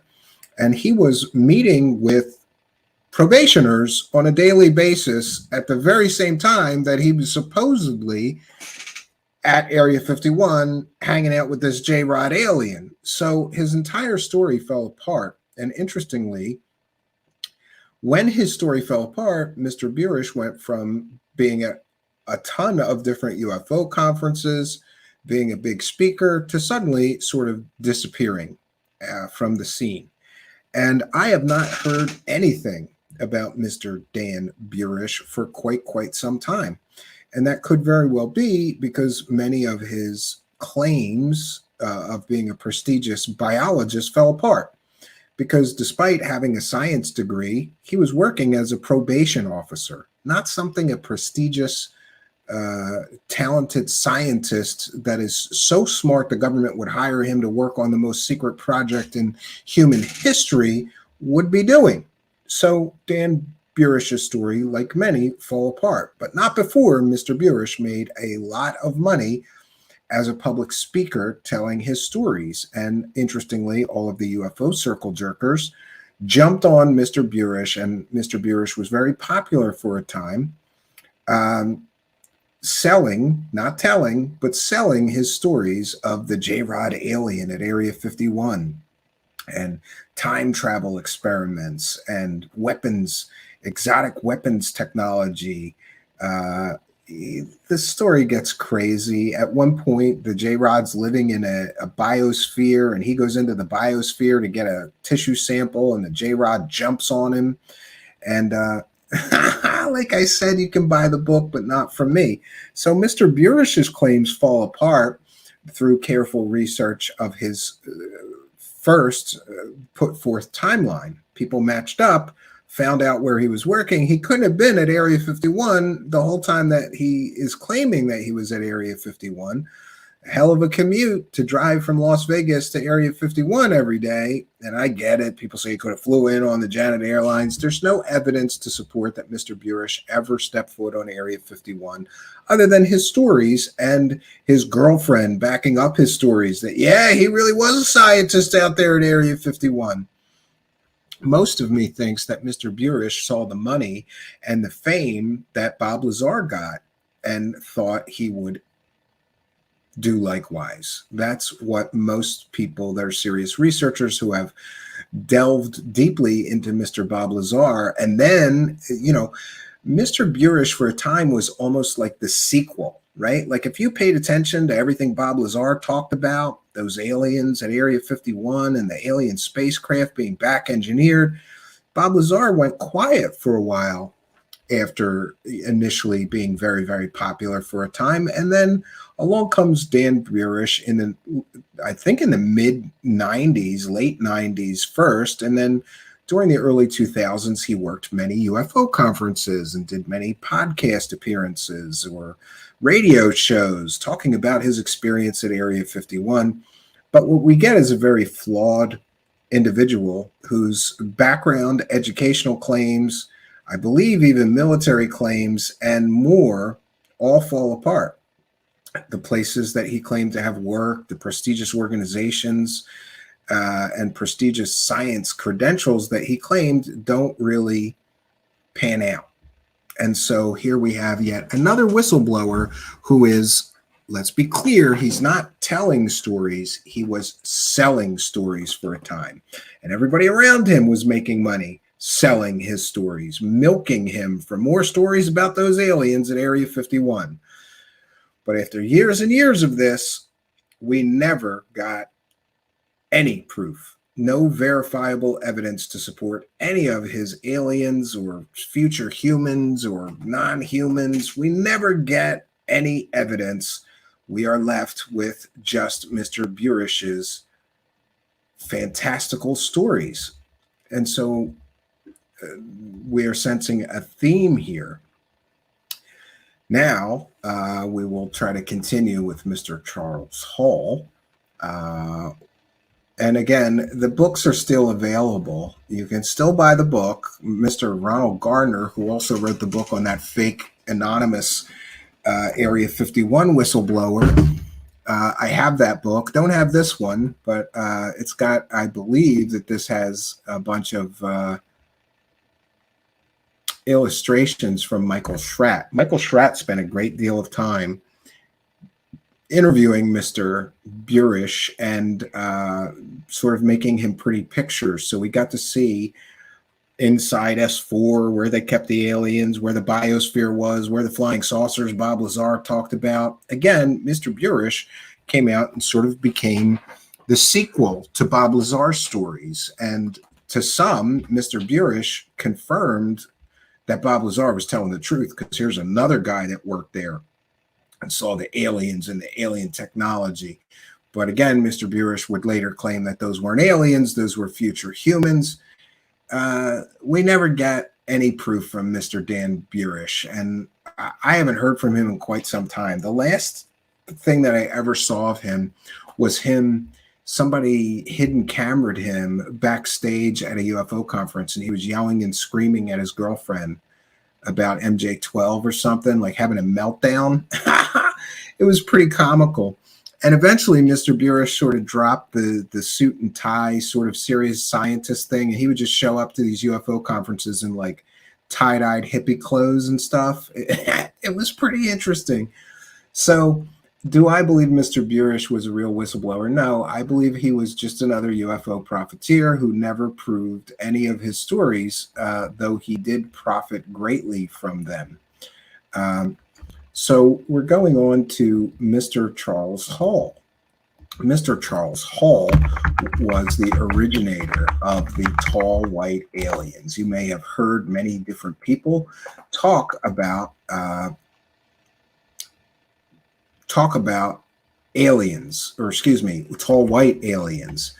And if you trace it, however, the first person to talk about tall white aliens was Mr.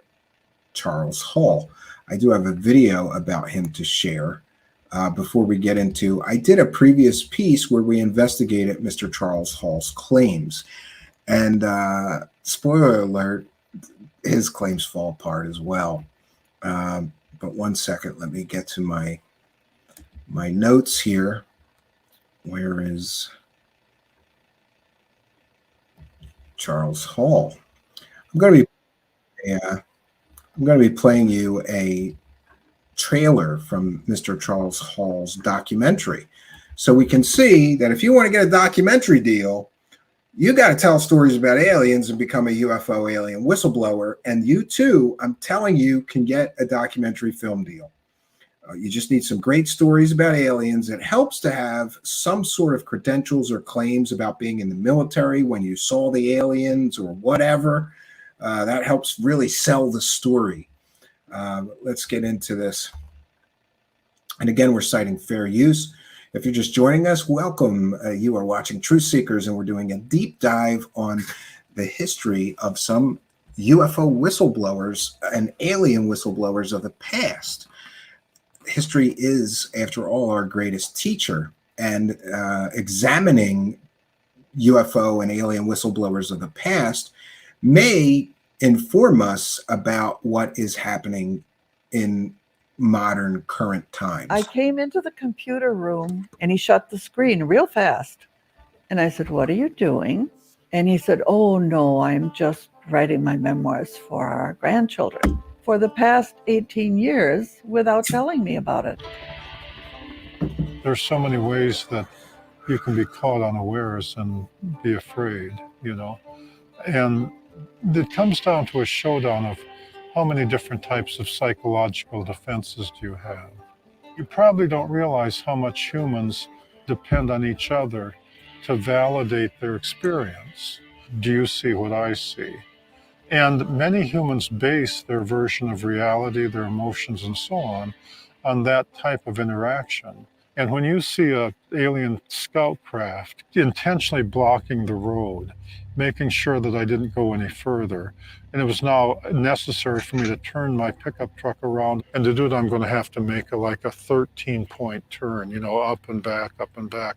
And then as you're driving back, the 10 miles or so, I was too afraid to even look in the mirror to see if they were following me. Then, now you ask the question, were they for real? Yeah, so Mr. Charles Hall claims that he was in the Air Force, and while in the Air Force, he went to weather observer, I believe it was Air Force, went to weather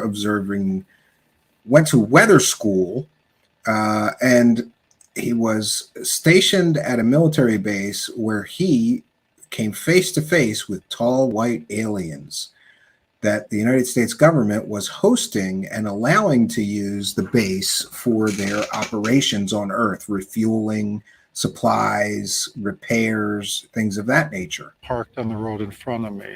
Once you become afraid, see your brain, it will do anything to protect you, including give you tunnel vision and not let you see what's off to the side.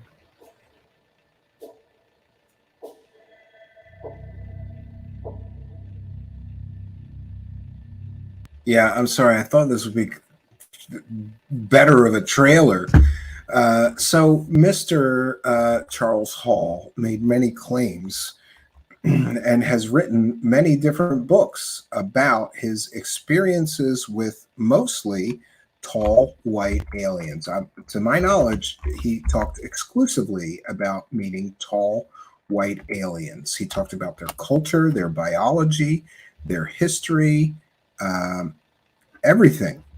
He was an expert at these tall white aliens. For some reason, he was just a weather observer at the military base where he claimed to have worked and met the aliens. But for some reason, he was let in on the biggest secret in human history while observing weather at a military base and just ran right into the aliens. Nobody told him about the aliens. They just sort of sent him off to do his weather job. And all of a sudden, there's an alien scout ship there. And he gets to come face to face with alien beings. Mr. Charles Hall has made a great deal of money selling multiple books. I believe he has 3 or 4 now, all about his experiences with the so-called tall white aliens. But an interesting thing happened. We investigated pretty fully. His claims some time ago, so long ago that it was for my previous show, The Midnight Hour. And by the way, since my initial investigation, several people have come forward and told me how wrong I am about Mr. Charles Hall's military credentials. However, we verified everything to the best of our ability. But because so many people have told me how wrong I am, including Mr. Hall, by the way, Mr. Hall would claim that I couldn't get his military records from the government because I didn't have a need to know, and his military records are top secret. That's not how it works. That's not how any of this works. If you were a member of the United States military, your military records, at least your enlistment and your discharge, will be on record at the National Personnel Records Center. And we went to the National Personnel Records Center with Mr. Hall's claims and tried to verify his claims of where he went to boot camp, what branch of the military service he was in, what years he was in, the weather training that he claimed to have, because Mr. Hall gave very detailed information. In other words, saying, you know, I enlisted at this time and date. I did my basic training at this base. Then I was sent to a weather observer school at this base at this time. We try to verify all of the claims, and we came up completely empty. Interestingly, Mr. Charles Hall, I would confront with with what I found. I thought it would be best if I allow him to explain the discrepancy. After all, Mr. Hall has made an awful lot of money selling books. And remember, his entire story begins with when I was in the military, and then we can't verify that he actually was. So is Mr. Charles Hall simply telling stories? Is his military career and claims of a military career important to the story? I would think it is extremely important to the story, because the whole story begins with, when I was in the military, I met the aliens. We go to the National Personnel Records Center, and his story begins to fall apart. So I have a piece that I've done previously. In order to save time and energy today, I decided that we will play you my original investigation. Now, this is some years ago. This is my original investigation into Mr. Charles Hall. Oh, we want to take a moment to thank Keith Gardeck for a kind and generous $50. Very kind of you. I have Don Shipley on speed dial. Bruv, love you, Stephen. Hey, Keith, yeah, message me, because I am actually going to redo the Charles Hall case, because so many people, including at least one person I trust, is like, you're not right about that guy, Stephen. He really did see the alien. And I'm like, but his whole military claims are fake. So how could the rest of his story not be fake? You know, if the story begins when I was in the military, and then you go to the military and you say, verify all of the claims in his books, and they won't, essentially saying there is no records of him serving, it's a real problem. And of course, I've heard the Men in Black explanation and things like that.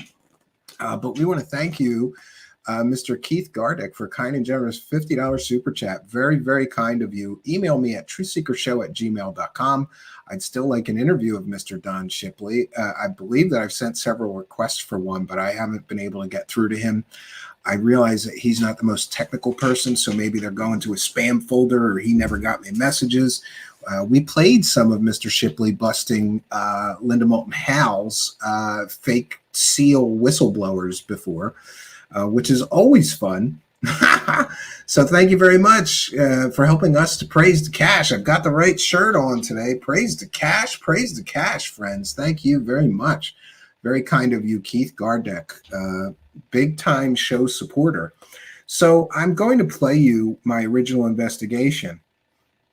And it's important to note that I once would just listen to these people tell their stories. And when they said, when I was in the military and I was at this base and then I was at this base, I went to, basic training here. I thought that the people at the UFO conferences verified that the guy wasn't fake, at least verified his military. No, they don't verify anything. They just let anybody get up and say anything at these UFO conferences. Nobody fact checks. Nobody does anything. So I thought it important. And the Charles Hall case was one of the first cases that I really dug in and learned how to find government documents and verification of people's claims and do real fact checking work. So, I thought it would be beneficial if I play you my original investigation into him. And on the other side, we'll have some more information for you. This is from my original show. Some of you may or may not be aware, but before Truthseekers, I did an audio-only podcast, which I really loved. It was kind of like, it was much different. The same kind of material, but different format than Truthseekers. And,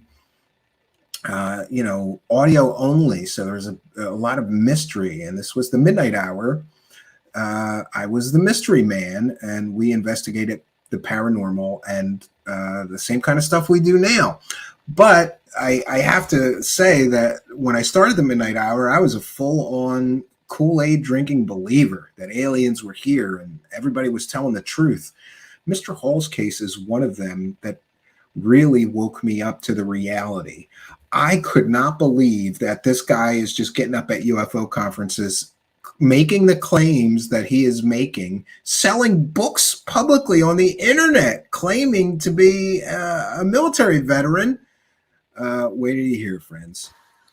So recently, one Charles Hall has come back on my radar because he's jumping out and doing a few larger UFO conferences.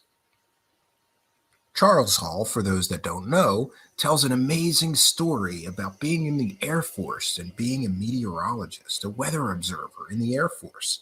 And he got stationed at a top secret base as a weather observer. And while he was there at that Air Force top secret base as a weather observer, he talked to tall white aliens. He got to interact with these aliens that our government was helping provide a base for. Folks, it's an incredible story. And if you sit and listen to this guy, you go, man, what if this was true? Here's an Air Force veteran telling us this story about interacting with, meeting, and talking to aliens, learning about their culture, their purpose here on Earth. What an amazing story from this Air Force veteran. Except he's not an Air Force veteran. He's never been in the Air Force. Making this a story from an Air Force veteran just helps sell it. And like any good con, Charles Hall has been selling this con hard. Charles Hall and his tall white alien stories is a poison well. And what do I mean by that? Well, when Charles Hall starts his alien stories with, when I was in the Air Force, and we can demonstrably, with cited sources, prove without a shadow of a doubt that he was never in the Air Force.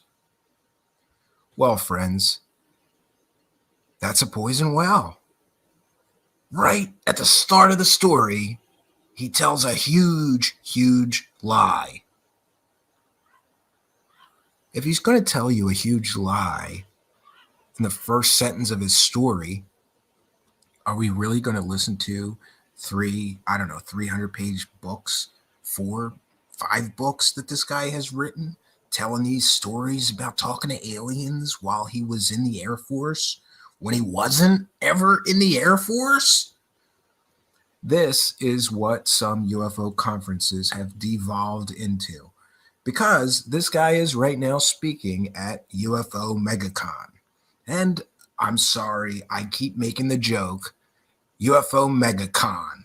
Having this guy, a con, at their con is just, it's funny. And save me the emails, save me the messages. Yeah, I understand. I know con means convention, not con job.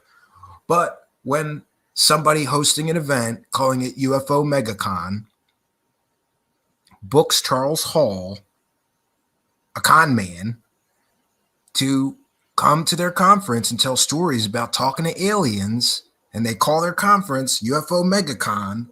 And by the way, it's important for people to realize this. Each and every time that Charles Hall gets up on a stage or wherever and tells his alien stories that begin with, when I was in the Air Force, that, my friends, is a felony. There's something called the Stolen Valor Act, which makes it a felony to profit from claimed military service that is not real or genuine. In other words, you can't pretend to be a Gulf War veteran and write a book about the Gulf War and make money. That would be worthy of a felony conviction. And friends, by the same token, when Charles Hall gets up and tells his alien stories that begin with, when I was in the military, when I was in the Air Force, when he was never in the Air Force, that too is a felony. So for any UFO convention to knowingly employ this man who's going to stand up and commit a felony at your conference, that's really not good for your conference. You too could be considered an accessory to that felony for knowingly booking a person that's going to stand up at your conference and lie to everyone about military service that he does not have proof of. And in fact, people can ask me, how is it that I'm so sure that Charles Hall was never in the Air Force? It's a multi-stage process, but it's really very simple to explain. I filed a FOIA request requesting his military records. There are none. And friends, several other researchers or people into this have done the same. And I've compared notes with one person in particular, and we both agree. I went to Charles Hall and said, if you were really in the Air Force, then why are there no records when I file a FOIA request? Mr. Hall's explanation was that I did not have a need to know, and therefore they wouldn't release any records to me. Folks, that's not how FOIA request works, okay? If there are records there, the government has to give them to you unless they can show a valid reason why they need to be withheld. The FOIA forms that came back, both in my case and in other researchers' cases, have been very simple. There are no records available for Charles Hall from the United States Air Force. That alone, my friends, is very convincing evidence that he was never in the Air Force. But I wanted to be sure, so I did what I do often when I want to be sure. I went to Solar Marshall, the man who knows. And we talked about this. And he said, you know, I've already done this for you. Here, I'm going to help you. And I got to say, to his credit, he sure did help me. Because what Charles Hall, the idiot con man selling UFO stories as a fake Air Force veteran, didn't know is that it's awesomely easy to prove or disprove if someone's telling the truth about their Air Force service. And here's why. Someone put an archive online, and that archive contains every graduating class photo from the United States Air Force basic training classes at the different bases that basic training classes are, done at. There's an archive online. And not only does it have the class photos, but it has a text body with the names of each person that was in that basic training class. So what Solar Marshal did, and I also verified after him, is that if you go to the base where Mr. Charles Hall claims that he did his basic Air Force training at, and the year that he claims that he did it, you can go and look at the class photo of the people that were in that basic training class. And not surprisingly, Mr. Charles Hall is absent from that class photo of that basic training class. And again, this is the photo for the year he said that he did his Air Force basic training and the Air Force base he claims that he did that basic training at. I wanted to be certain, so I figured I better keep checking. Well, I figured that he wouldn't get the base that he got his Air Force basic training at wrong, right? But maybe being an older gentleman, he got the year wrong.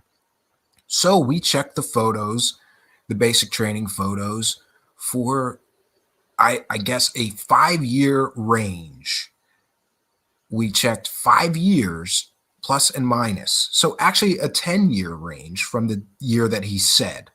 So we looked through 10 years of Air Force basic training class photos. And again, each of these photos has a text body that gives the names of the, each recruit or whatever you want to call them, basic training candidate, whatever. Each person that was in that basic training class, there's their name. So we looked through a ton of these photos, plus or minus 5 years from the year he said that he did his basic training there, just to be sure. Friends, he's not in any of the photos. So at this point, Charles Hall is still answering my questions on Facebook. This is quite some time ago. I go back to Mr. Hall and I present this to him and say, why aren't you in the basic training photo for the class that you said that you did your basic training at this base? Charles Hall tells me that he was sick that day, so he couldn't be in the photo. And I said, oh, okay, well, why is your name not listed? Charles Hall, what do you mean my name's not listed? He doesn't even know how the photos work for these Air Force basic training classes. So I told him, well, your name would still be there even if you were sick and couldn't get to the class photo, they'd still list your name.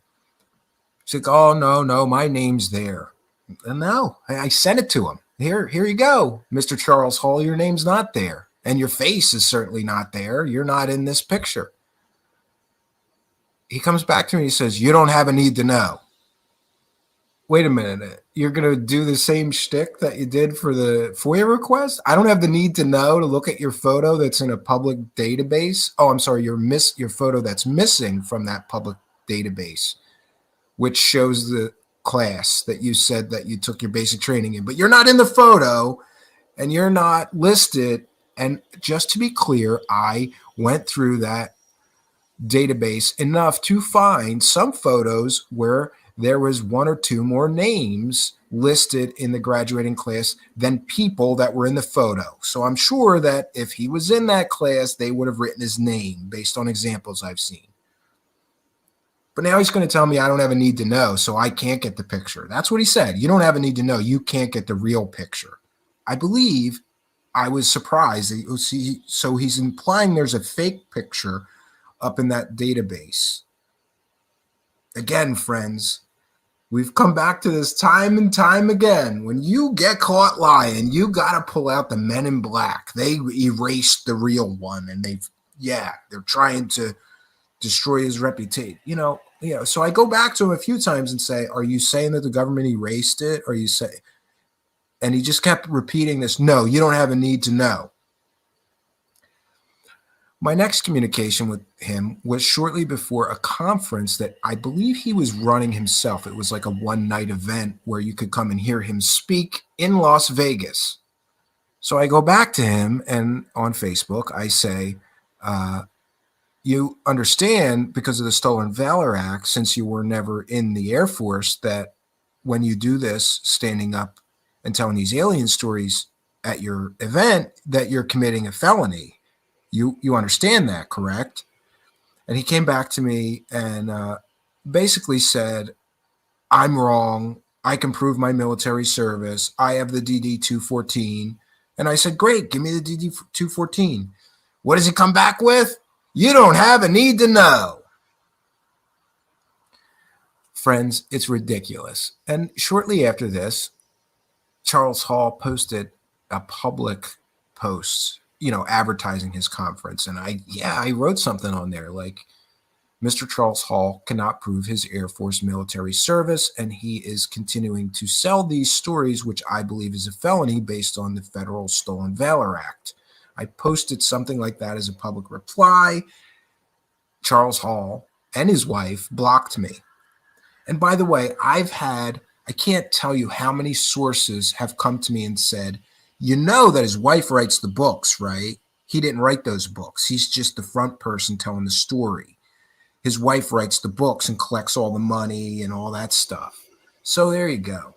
I guess they're partners in crime. And she was very nasty to me as well. And here we are. If the guy never, ever was in the Air Force and he's telling these alien stories, starting with, I was in the Air Force, it's a felony, my friends. And I'm not going to back down from that. I'm not the person that has the obligation to prove I'm not committing a felony. Mr. Hall has the obligation to prove that he is not, in fact, every time he stands up at a UFO conference, committing a felony. He has to prove that. He has to prove that to the general public. He has to prove that certainly to the people that are organizing these UFO conferences, choosing whether or not to employ him to tell those alien stories. And I believe that he has an obligation to prove it to me. After all, I went to him like a gentleman and said, can you please explain these discrepancies? Basically, I was very, very polite to Mr. Hall. I wasn't nasty. I wasn't confrontational. So there we have it. And just a point of clarification, this was early in my, let's call it educational phase. And it turns out that, believe it or not, it is not a felony. A JAG officer, which is a military lawyer, contacted me and educated me after this broadcast. And we did post a correction somewhere along the lines of the midnight hour. But just to be very clear on the legal side of things, it is not a felony, or maybe technically it is. It depends on how you read the statutes. No one is prosecuted for pretending to be a military officer and profiting. They are only prosecuted if they claim to have certain medals, like the Medal of Honor, or, distinguished, very high-ranking, distinguished military medals. If they claim they have those medals and they sell books or profit in any way, then it's a felony.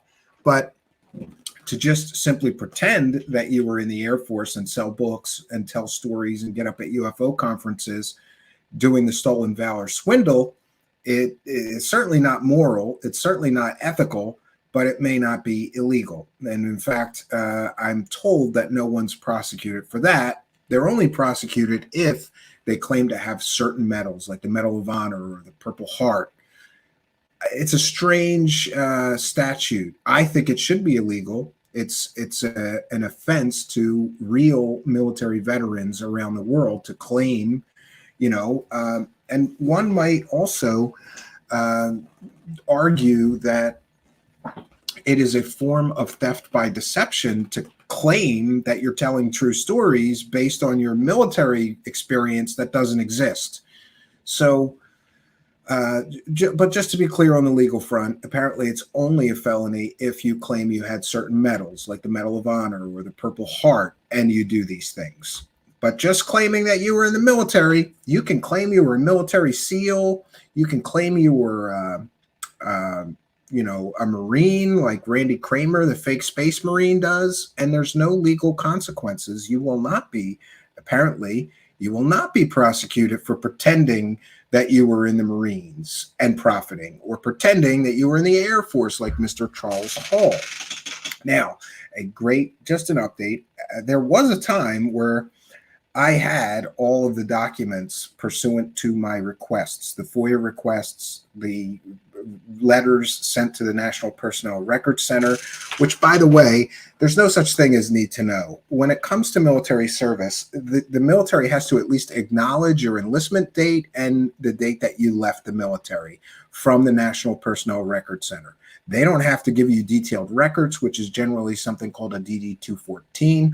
Only a family member or the service member themselves can get the detailed record, which shows where you were stationed and when, and what your assigned responsibilities were at every stage of your military career. Those detailed records are not public record. But what is public record is your enlistment and your leaving the military dates. And it is the responsibility of the National Personnel Records Center to verify someone's military claims. If they claimed, hey, I enlisted on this date and I left the military on this date, the National Personnel Records Center would have those records, and they are required by law to give those to any member of the public who requests. We requested. We got back no Charles Hall. We did that additional checking because he's very detailed in one of his books. I believe the first one, which I have, he writes down, I was at this base from this date to this date.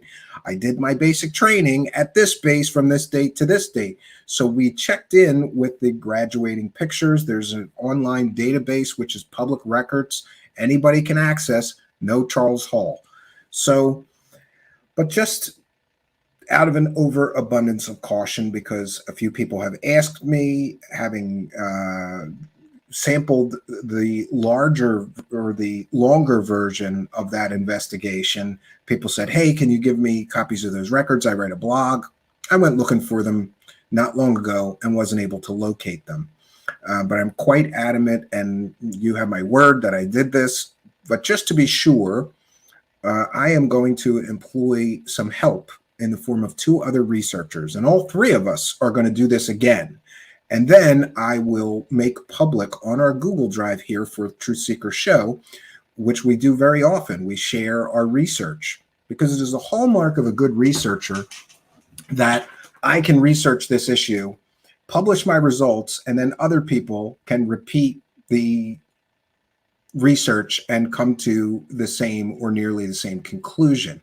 So some of you are familiar with Gunner, who was a longtime show supporter. He is an expert at working with the National Personnel Records Center. He is a former Marine himself who has busted many stolen valor frauds.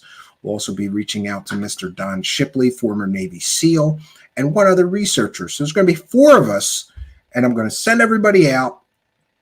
Come back to me with the results. Here's the claims. We're going to write them all down, and we'll do a future update on Mr. Charles Hall.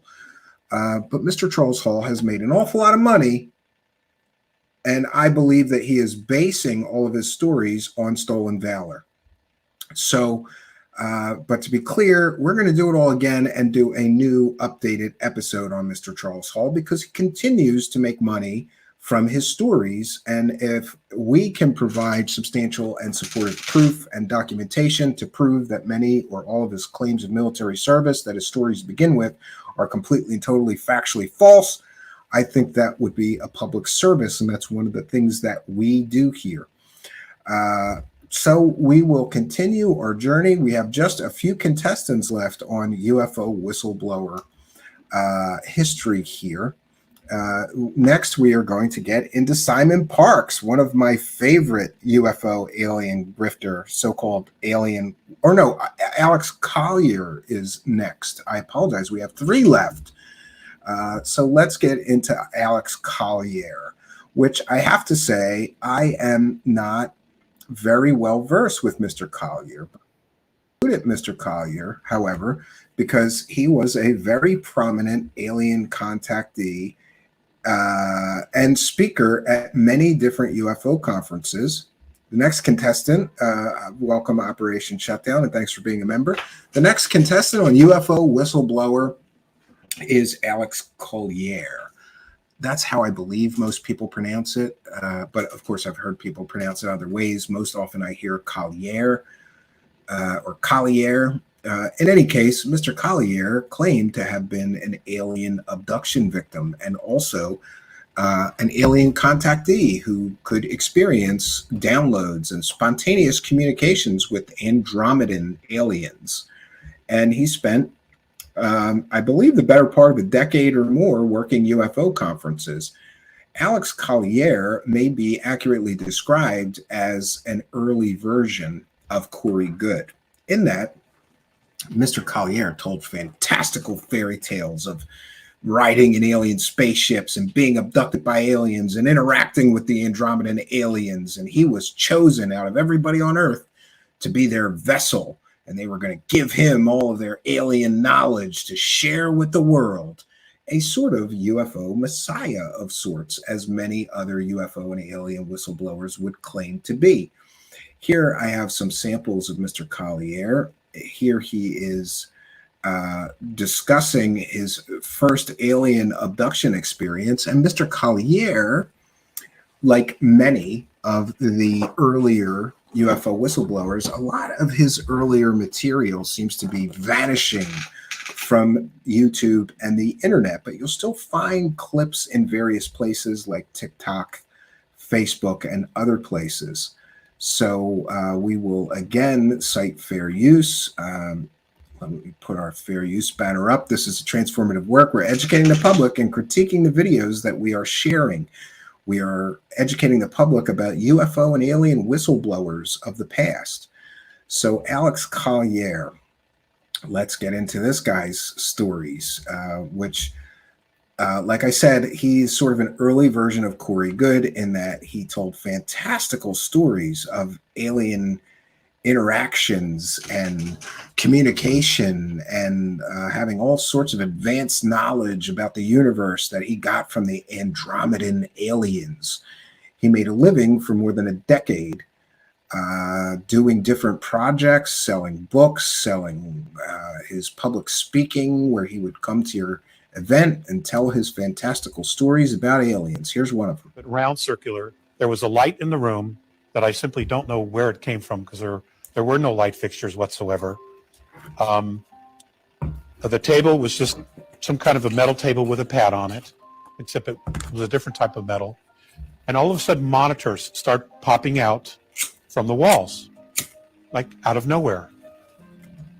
Turns out that this is their holographic technology, all this instrumentation. Ooh, and all of these things were showing me pictures and things of going on that were going on inside my body. At one point, Visayas reached under the table, pulled out I believe it is that looked like Stormcrow. a little yarmulke. It was metallic that had a hole in the center. He placed it on my head, and instantly a monitor directly in front of me pulled out of the wall and started showing me scenes, like movie clips, except they were scenes from lifetimes. And as I'm watching this, I am having a profound emotional effect watching this. And I know that that's me. I knew that the past lives that they were showing me Could be Corey were Goode me. 1.0, yes. And it was me in completely different bodies, extraterrestrial bodies, different life forms, male, female, androgynous. And it was me. And I knew it was me. Ladies and gentlemen, it was profound. It was absolutely profound. They told me that they had come back to visit because so we have, genetically, it's a different on galaxy. a soul level, I was part of them. That I had come here 62,000 years ago as an outpost on Earth and got caught between a skirmish between two other rival extraterrestrial races here. Ooh, alien And I was war. killed. So I Oh. had been here for a while. trying to evolve out of this. Or I made choices to be here. I don't exactly know that. Real life anime people. Yes, Randy. Yes. It's a lot like anime, right? Now I know he's been here for 62,000 years. I can't prove any of this. Shut up, Paul Shields. But it's real for me. It's totally real for me. And I share that with you because as you're exercising discernment, those of you who are here just exploring, trying to figure it out, you are soul first. Okay, the physicality is the last. I believe that he did. You are a great part first. of his material. And the soul is far wiser than the body will ever be. And I know that. Okay, so that this was very real and is real for me. It's real for me. I don't know about the rest of you, but it's definitely real for me. On December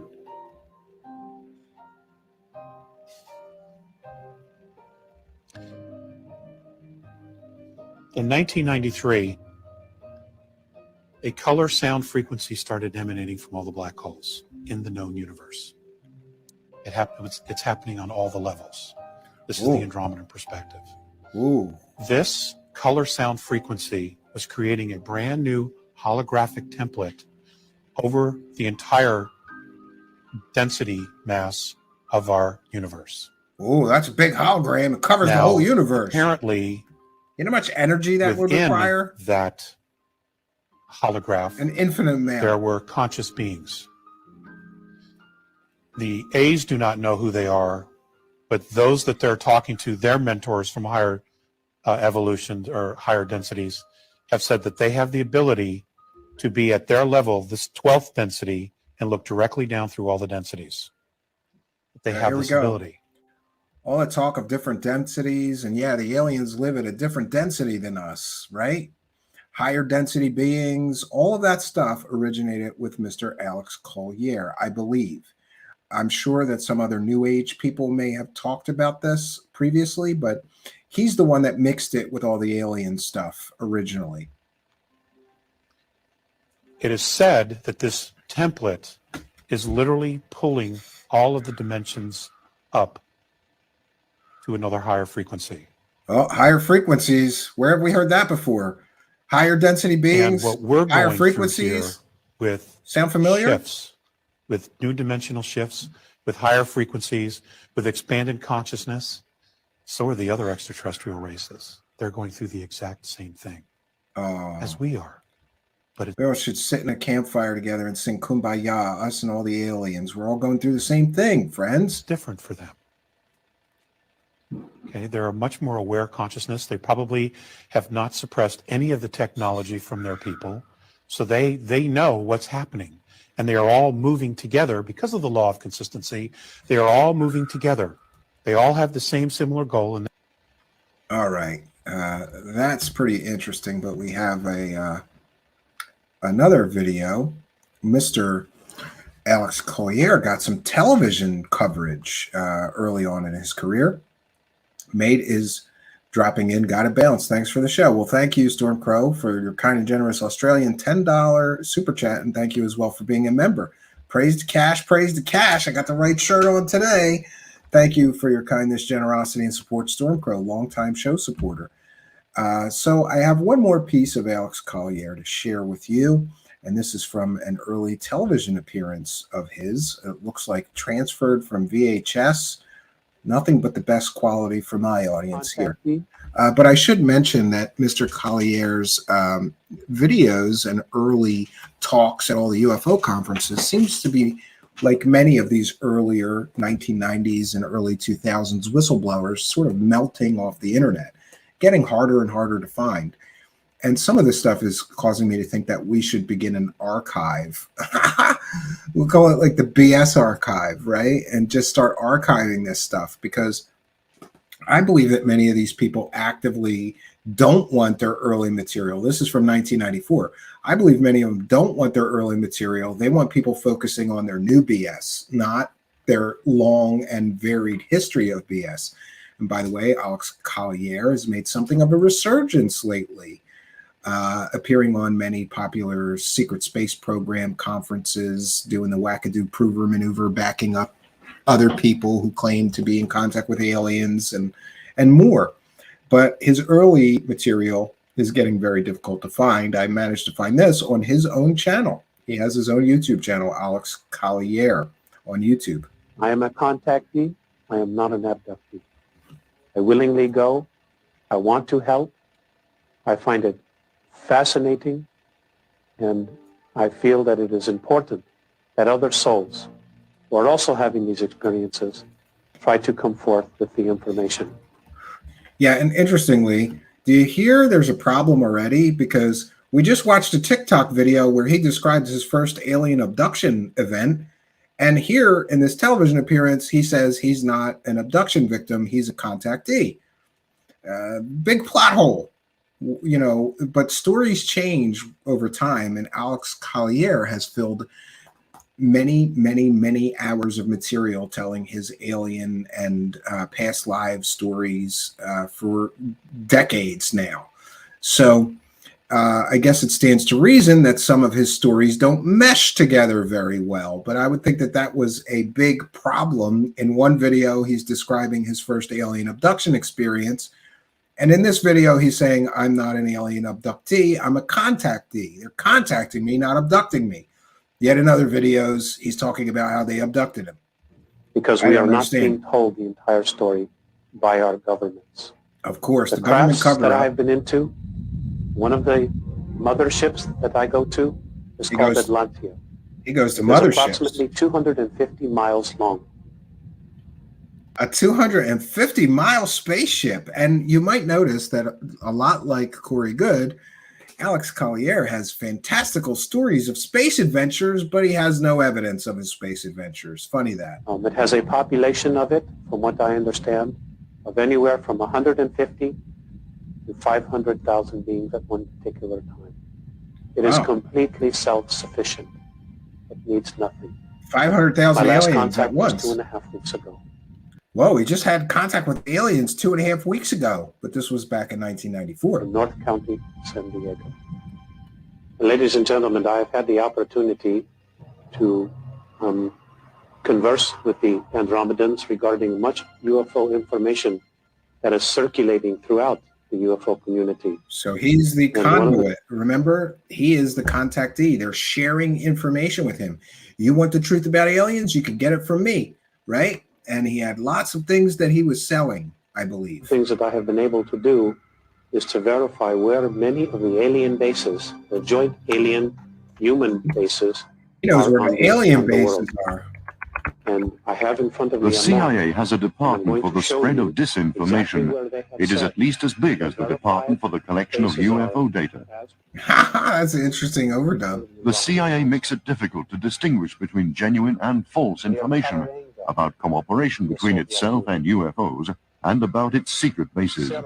UFO investigators are, however, stationed in the areas where there is much UFO activity. Oh, so the CIA, they're running disinformation campaigns, so we can't get the truth about those aliens. Yeah, common thread among these storytellers.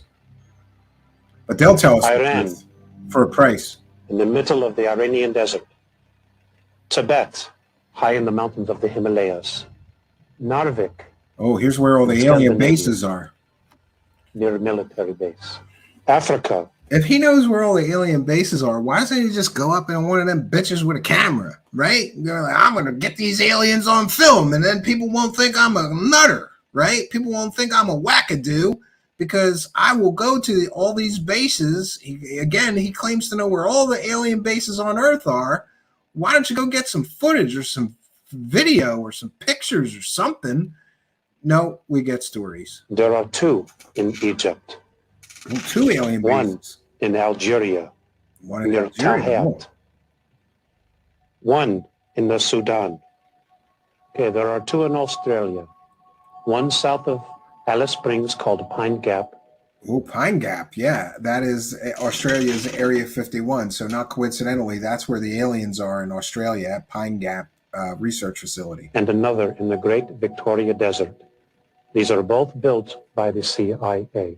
of the United States. Oh, the CIA of the United States is building these bases. And the government there and the aliens are both operating both these bases. Whoa, the CIA is working with the aliens, friends. Okay, now I'd like to go to South America, to the country of Brazil.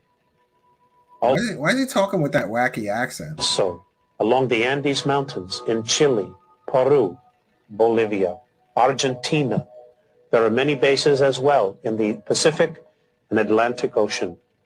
And so these are joint bases between the aliens and the CIA. I knew the CIA was the bad guys. They're working with the aliens and they're covering up the aliens. Now, ladies and gentlemen, I'd like to show you where they are in North America and the United States.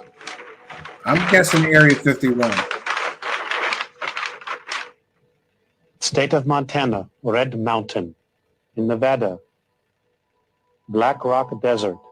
Black and the Rock. other in the Kawich Mountain Range, which is known as Area 51. Area 51. I called it. That's where the aliens Sometimes are. I just knew want it. to rent a car. Oh, hold on.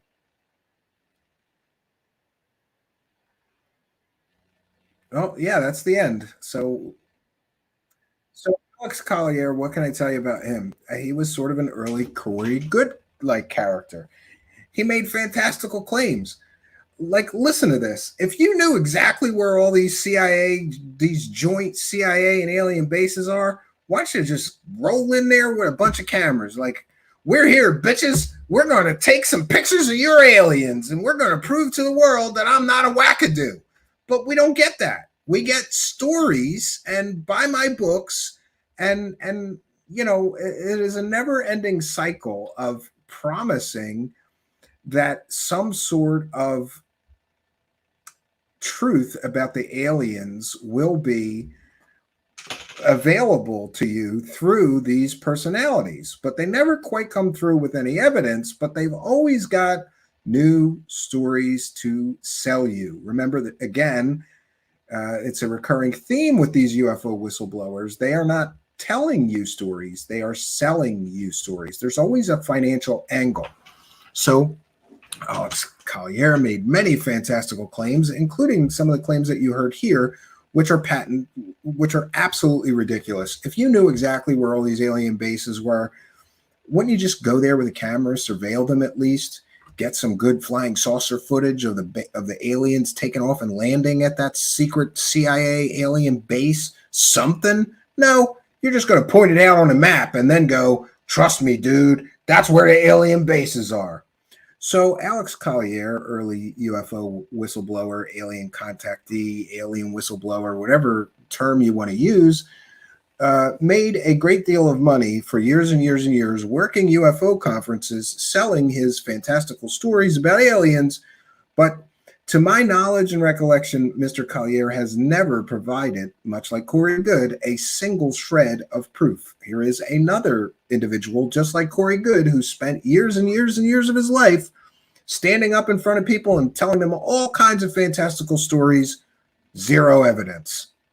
I checked out of Alex Collier early. I believe I first heard of him in the 1990s, and I listened to him and went, he's a wackadoo. As much as I wanted to believe in aliens and alien visitation, his stories were so fantastical and so lacking in even the minorest, most minute, tiny little bit of evidence. He has no corroborating evidence, no documents, no pictures, no videos. It's all just stories. And this is a theme that we will come to see time and time again is very, very common with these so-called UFO whistleblowers. That and the promise of evidence to come. We're working on a package where we'll have overwhelming evidence, and then they generally never come through. They make promises of major revelations to come and disclosures to come and evidence to come, much like our latest UFO whistleblower, Mr. David Grush, is doing. Oh, trust me, this is true, and we're going to prove it. But the evidence never comes. And again, I would like to be wrong about Mr. Grush. In fact, I hope I'm wrong, but we are learning a lesson in history of, if you're just joining us, you're watching Truthseekers. And tonight on Truthseekers, we are detailing a not so brief history of UFO whistleblowers. This is part 2. I have forgotten. I'm a terrible show host sometimes. I will put part 1 in the description of this video. So if you really want a full and thorough education into the history of so-called UFO whistleblowers in the UFO community, you can watch part 1 after this one if you haven't seen it already.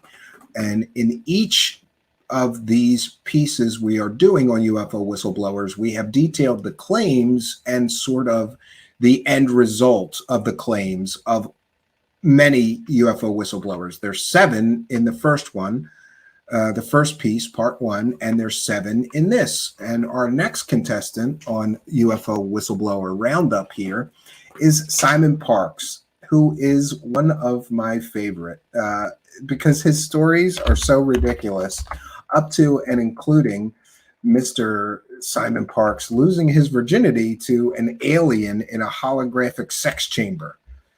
I'm going to say it again. Simon Parks claims to have lost his virginity to an alien in some sort of holographic sex chamber. And I don't, you know, I'm not responsible for the claims. I'm just repeating what he said. So we'll get to Mr. Simon Parks, another UFO alien so-called whistleblower. Some would say wackadoo. And it's important to note that Mr. Simon Parks, before he was a sort of a Q expert who was all chips in. This guy is such a nutter, Simon Parks. He's getting phone calls from Donald Trump and Q himself. There's all kinds of information that he's dropping bombs about, and none of his predictions ever came true. And Simon Parks was one of those nutters that at first claimed that Donald Trump was in some secret location and would soon retake the White House because he was in control of the military. It's just an incredibly crazy story. But before he was a Q influencer telling those kind of fairy tales, he was telling alien fairy tales. Let's get into it, friends. And again, this is a transformative work. This is fair use. We're educating the public about Mr. Simon Parks and his claims of having sex with aliens, having babies with aliens, having an alien manted reptilian, I think, daddy. Yeah, he had an alien mommy and daddy too, in addition to his human ones. And oh, it is just a treasure trove of BS, friends. Let's get into it. This is the alien. You're only banging alien chicks. This is so stupid and so ridiculous. And some of you may be aware that I had some close friends and family and neighbors that were into the whole Q grift that he was doing. And they would send me his videos, and I would send this video and say, did you know that he used to bang hot alien cat broads before he was a Q guy? And none of them knew, because he sort of reinvented himself as a Q grifter and got off of the alien train, right? What do you say to some people that might say, oh, you're mad?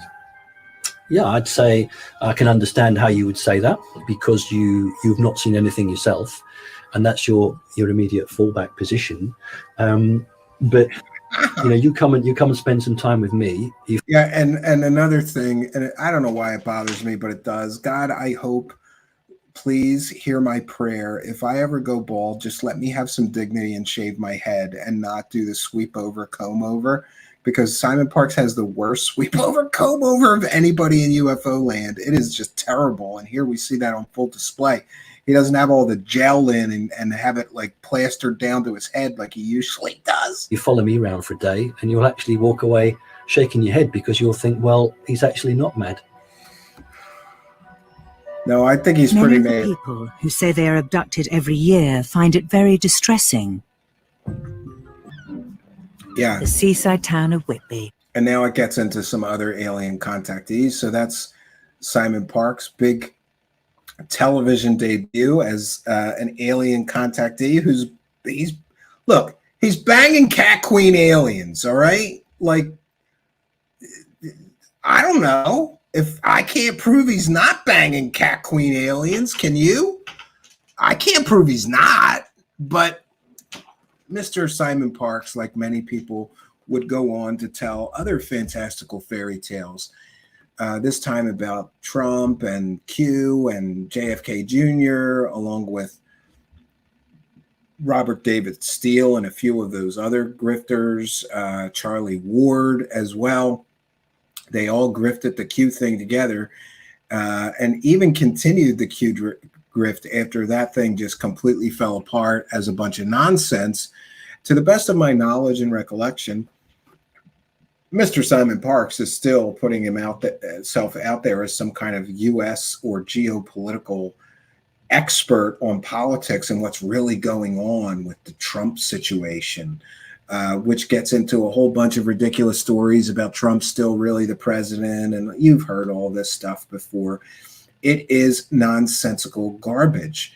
So Mr. Simon Parks, yet another person who made a lot of money appearing in monetized videos, I think television shows, documentaries, books, and more, telling his fantastical fairy tales. Chuck Bam says Robert David Steele is deceased. Yes, he died some time ago. Rest in peace. But I still believe that Robert David Steele, Simon Parks, and Charlie Ward all were grifting together, right? I just don't understand how anybody could believe this guy, but he amassed quite a big following, and he has some sort of organization, and he's also in on the medbed technology scam. You remember that? He was opening healing centers all over the world.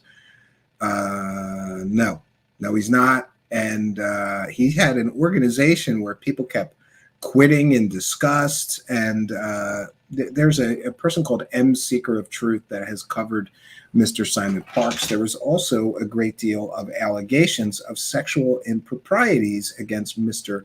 Simon Parks. He would offer healing services to people and other sort of psychic surgery, or not surgery, psychic services.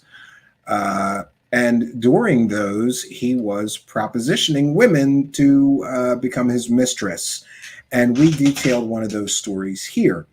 So Mr. Simon Parks, yet another alien UFO whistleblower whose fantastical stories were never, ever backed up by any tangible or verifiable evidence. He has no documentation, no real pictures, no corroborating witnesses, no films, no videos. What he has is pictures of the aliens he bangs and meets with that he drew with crayons like a child. So I've never understood the Simon Parks thing.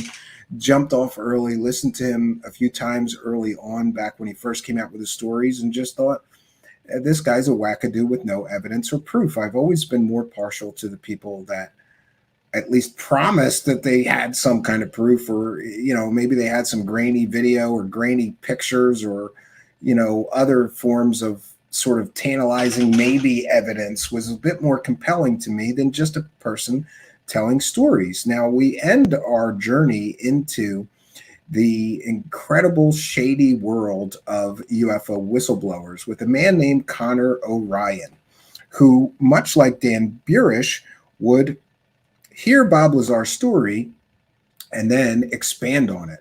And Connor Orion is one of the perhaps least known of the UFO alien whistleblowers. He was called an S4 informer because he was going to inform the public about what was really going on at S4. And you may recall that S4 was the base that Bob Lazar first described. And a man named Wendell Stevens, who we've detailed here before, was a twice convicted person that had problems with children of a sexual nature. He was convicted for multiple victims and multiple assaults against children. But he was still working UFO conferences after he got out of prison. And the prevailing stories being told by people that run UFO conferences and all these other things was that Wendell Stevens was somehow framed by the CIA. But I'm here to tell you that the court documents, all of them, are available, and you too can read them. And all I can do is give you my assurance that those cases were genuine and involved real underage child victims who told their stories, and very convincingly so. And this man was convicted. Wendell Stevens was convicted. Let's be clear. So Wendell Stevens was the person bringing forth this story. Not coincidentally, Wendell Stevens made his full-time living for many decades selling UFO and alien stories.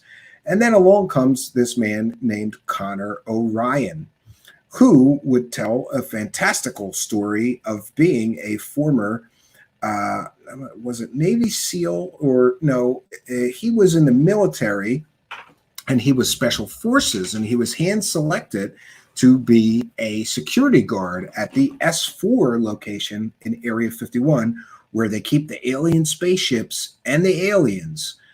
And Mr. Wendell Stevens would try his very best to sell the story of this so-called alien UFO whistleblower, Connor Orion. And I will have more details after we sample some of this information from Wendell Stevens. And boy, they pulled out all the stops here, and they filmed him out in the middle of the desert and gave him some pencils and stuff to draw with while he told his story. This person did. His man's name is Connor Orion. He told his story of being an Area 51 security guard and seeing the alien spaceships and even the aliens, and confirming a great deal of what Bob Lazar told us about what really goes on at Area 51. Not coincidentally, Bob Lazar has never acknowledged the sort of sequels to his story that came out afterwards, after Bob Lazar's story came out in the form of Dan Burish and the form of this Connor Orion character brought to us by a convicted child predator who spent time in jail. Interestingly, I have more information about this so-called Connor Orion, but let's sample some of the things he's saying. I apologize for the poor audio quality. This is from Mr. Wendell Stevens, who filmed this man telling his story and then did an entire series on this man. Look, there's 16 volumes of this somehow, but only some of them are available on YouTube. I haven't been able to find all of them, so we're just going to have to take what we can get. Let's get into it, friends. And again, this is fair use. We're educating the public about so-called UFO and alien whistleblowers. And of course, Mr. Orion was called a UFO whistleblower, an Area 51 whistleblower, to be more particular, by one Wendell Stevens, who was a lifelong seller of alien and UFO stories. He had no real job, near as I can tell, for the last, 30 or 40 years of his life. He just did UFOs, made documentaries. Wendell Stevens was one of the big supporters of the Billy Meyer case. Check that out. That is completely and totally ridiculous, but it is what it is. Because we're basic concept, everybody's expendable to us. And we can be written off very easily, like, hey, he's Special Forces. You knew that. Tell your parents he was in Nicaragua. He got shot. That's all you need to know. You know what I mean? He died in an accident. Parents are going to accept that because they've already accepted the fact that you're a Special Forces personnel and high risk job. Oh, and now we're going to hear about the hitmen. There's hitmen at S4. He was a strong, healthy young man, robust. He was he joined the Marines and then stayed in the Marines and kept training up to a SEAL status and then a Black SEAL status. And you don't join the Marines to become a SEAL. There's the first indicator that this man's so-called military credentials are fake. You do not join the Marines and then become a SEAL. That's not how this works. And I was kind of surprised that Wendell Stevens would make such an amateur hour mistake. But ask any Navy SEAL. The SEALs are Navy. You join the Navy to become a SEAL, not the Marines. Which is the highest ranking or the highest trained level a Marine can reach. But when I found the W4 in his wallet while he was taking a shower, he was drawing $72,000 a year on a commission from the CIA, which is about equivalent to a colonel grade. He Yes, and so Wendell Stevens made many fantastical claims, including finding pay stubs from the CIA for this man. But he never published those pay stubs. Funny that. had sparse blonde hair. It wasn't real, not real shaggy hair. He was he stood very erect. He looked like a Marine, like a soldier. He had the Oh, he looked like a Marine, so he must have been. But he didn't add a lot. If he didn't ask the question, you're not going to get any information. He had a tattoo on his right arm that he kept covered up, and he got a mark for each special mission carried out. Now, to him, his special missions were terminating enemies of the United States government. If they were characterized as enemies and they didn't want them to go to trial because information might come out that would be of sensitive nature, they would just terminate them instead. And he understood that was what he was doing, and that was his job. To me, it's murder. To him, it was a mission. Okay, so this man, besides working at Area 51 and seeing alien spaceships, he also worked for the CIA and was a hitman for the United States government, killing people inconvenient to the United States government. I don't know about you, but going on public YouTube videos or, whatever, and admitting to multiple murders is probably not smart if you actually murdered people, but who knows, right? These are the fantastic claims. There was an awful lot of claims about this person, and Wendell Stevens tried to really cash in on this guy, and wait till you hear where he really came from. We'll get more on the other end of this. He was also living the life of a government assassin. All the special troops there apparently were being used for the same purpose. And they thought those assassinations were called missions, special missions. They got a special bonus for each special mission and a hash mark on the arm. And oh, thanks for murdering people. Here's some extra money. These young men were selected when they were in their high teens, very impressionable age, and they looked for people that already were patriotic. And they worked on the patriotism in boot camp until they became so patriotic that they would weep when the flag would go up and down the flagpole. And they were trained. So that's how the government picks their assassins. They would put the flag up the flagpole and see who cried. And those would be the people that they picked to be the assassins. This is so childish and ridiculous, but welcome to the UFO circus. To take out America's enemies. And so for them to carry out one of these missions, all their leaders had to do was characterize somebody as a traitor or an enemy of the United States or a spy. And their job as top Marines was to take out them. And it's just a coincidence that S4 is in the same location that Bob Lazar said it was. And remember, there have been flyovers, nothing that any of these people described at S4, like guard shacks or parking lots or roads, actually exists at Papoose Lake. People have done recent flyovers. There's literally nothing there. Former Area 51 security guard that we did a story on earlier said that he drove out there right as the Bob Lazar story was breaking. There was no hangars, there was no guard shack, there was no roads, there was nothing there but rocks and sand. Further evidence that may suggest that S4 does not exist is that it's a highly irradiated area, and anyone can check with the Atomic Energy Commission what the radiation levels in that area are like. And those radiation levels will preclude you from being there for any extended length of time, would be extremely dangerous and hazardous to your health. So why then would the government put a top secret base where they have all these people working there on a daily basis, like Bob Lazar, Dan Burish, and this person, Connor Orion, who claimed to be a security guard? And I don't understand.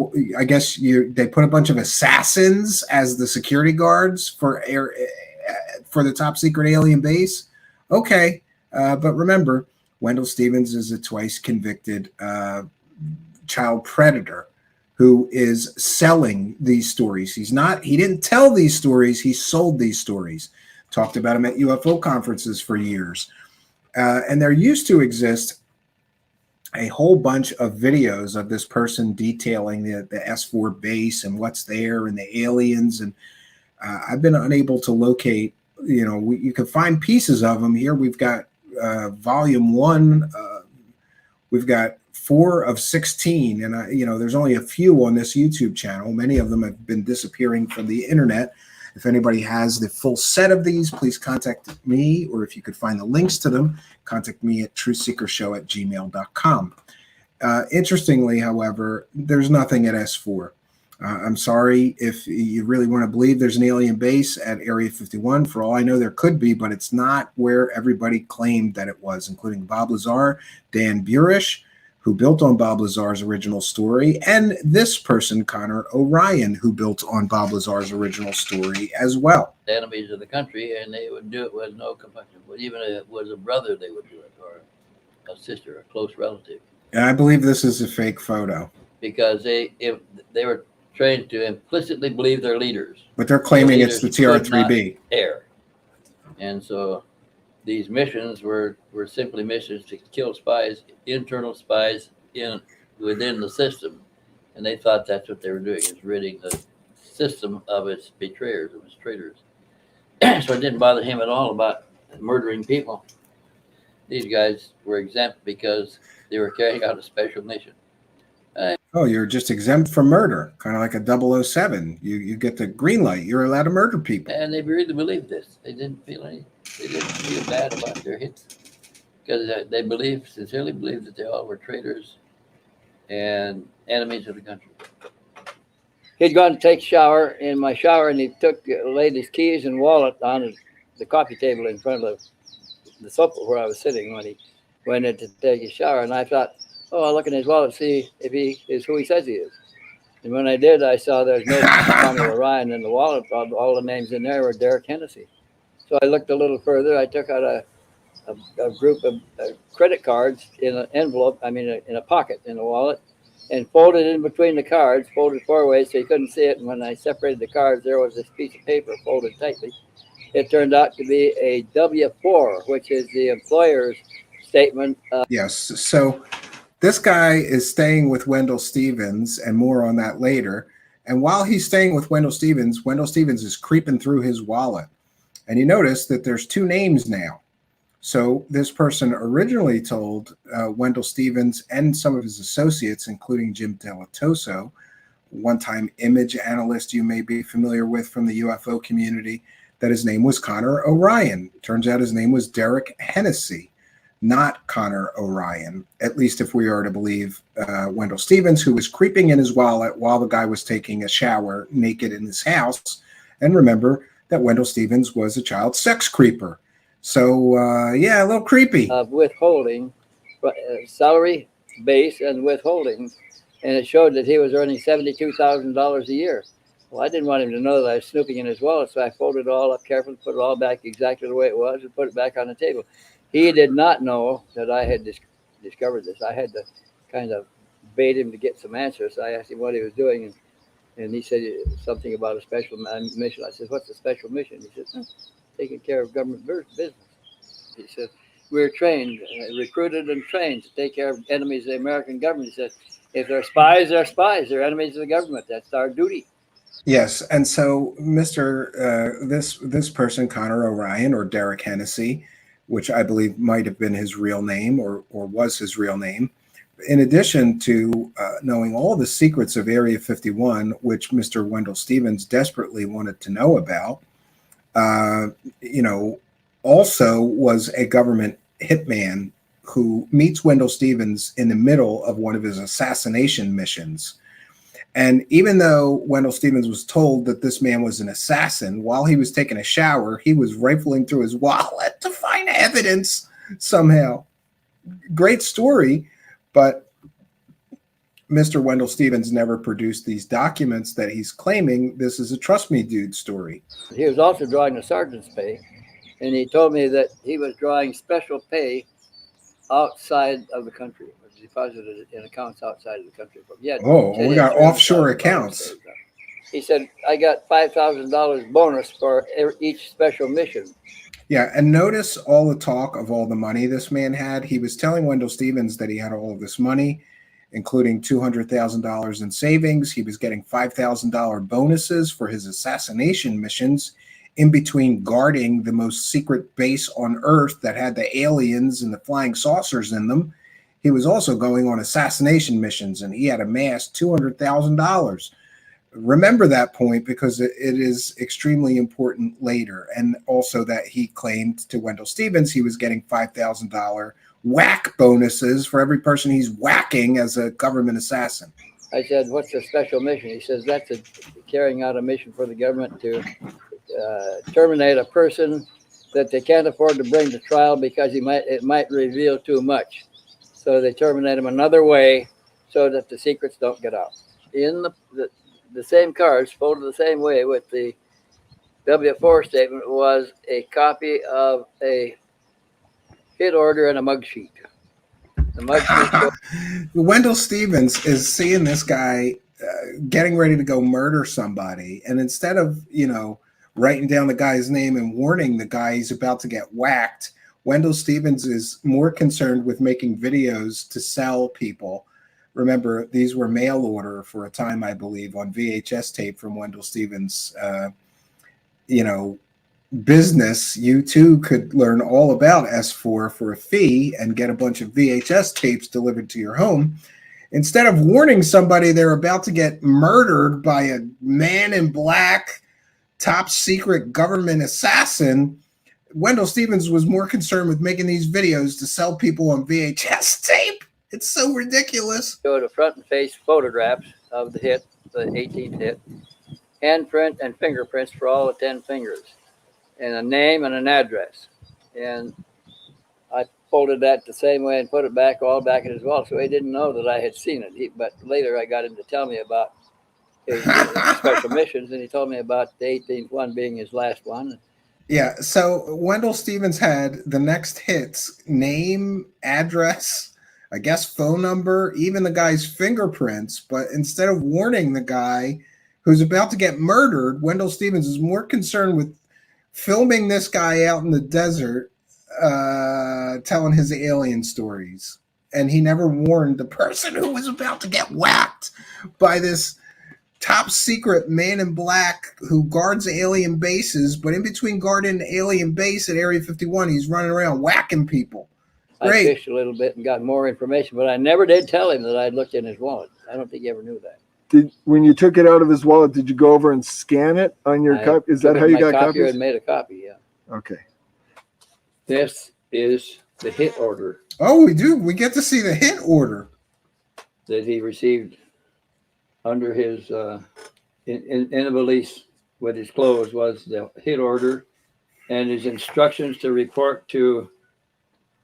Says, Ghostwalker, you are to report to the American Embassy in Budapest, Hungary. You will be received by S.A. Grey Wolf. As a unit, you will proceed to terminate a ex-S.A. David T. Johnson. That's the hit order. I wonder if he actually tried to find the guy that was in the hit order, or if he warned the guy, or if the guy's still alive. And there's David T. Johnson. He was a Army Green Beret. Well, now we have a mission. We're going to check on this so-called victim of the murderous Area 51 security guard. Staff officer in the American Embassy in Budapest. Murdered. By Connor Orion. By Connor Orion and his partner. They both put bullets in him. His partner was S.A. Grey Wolf. Zoom in, you can see it's the CIA. Yeah, and I'm sorry, but I find it a little bit hard to believe that if the CIA is sending people out to kill people, that they're giving them paperwork with the CIA letterhead on it. Like, here's your CIA orders, and right in black and white, and we'll print it out for you. You can put it in your wallet so you know who to kill for the CIA next. I think this is ridiculous.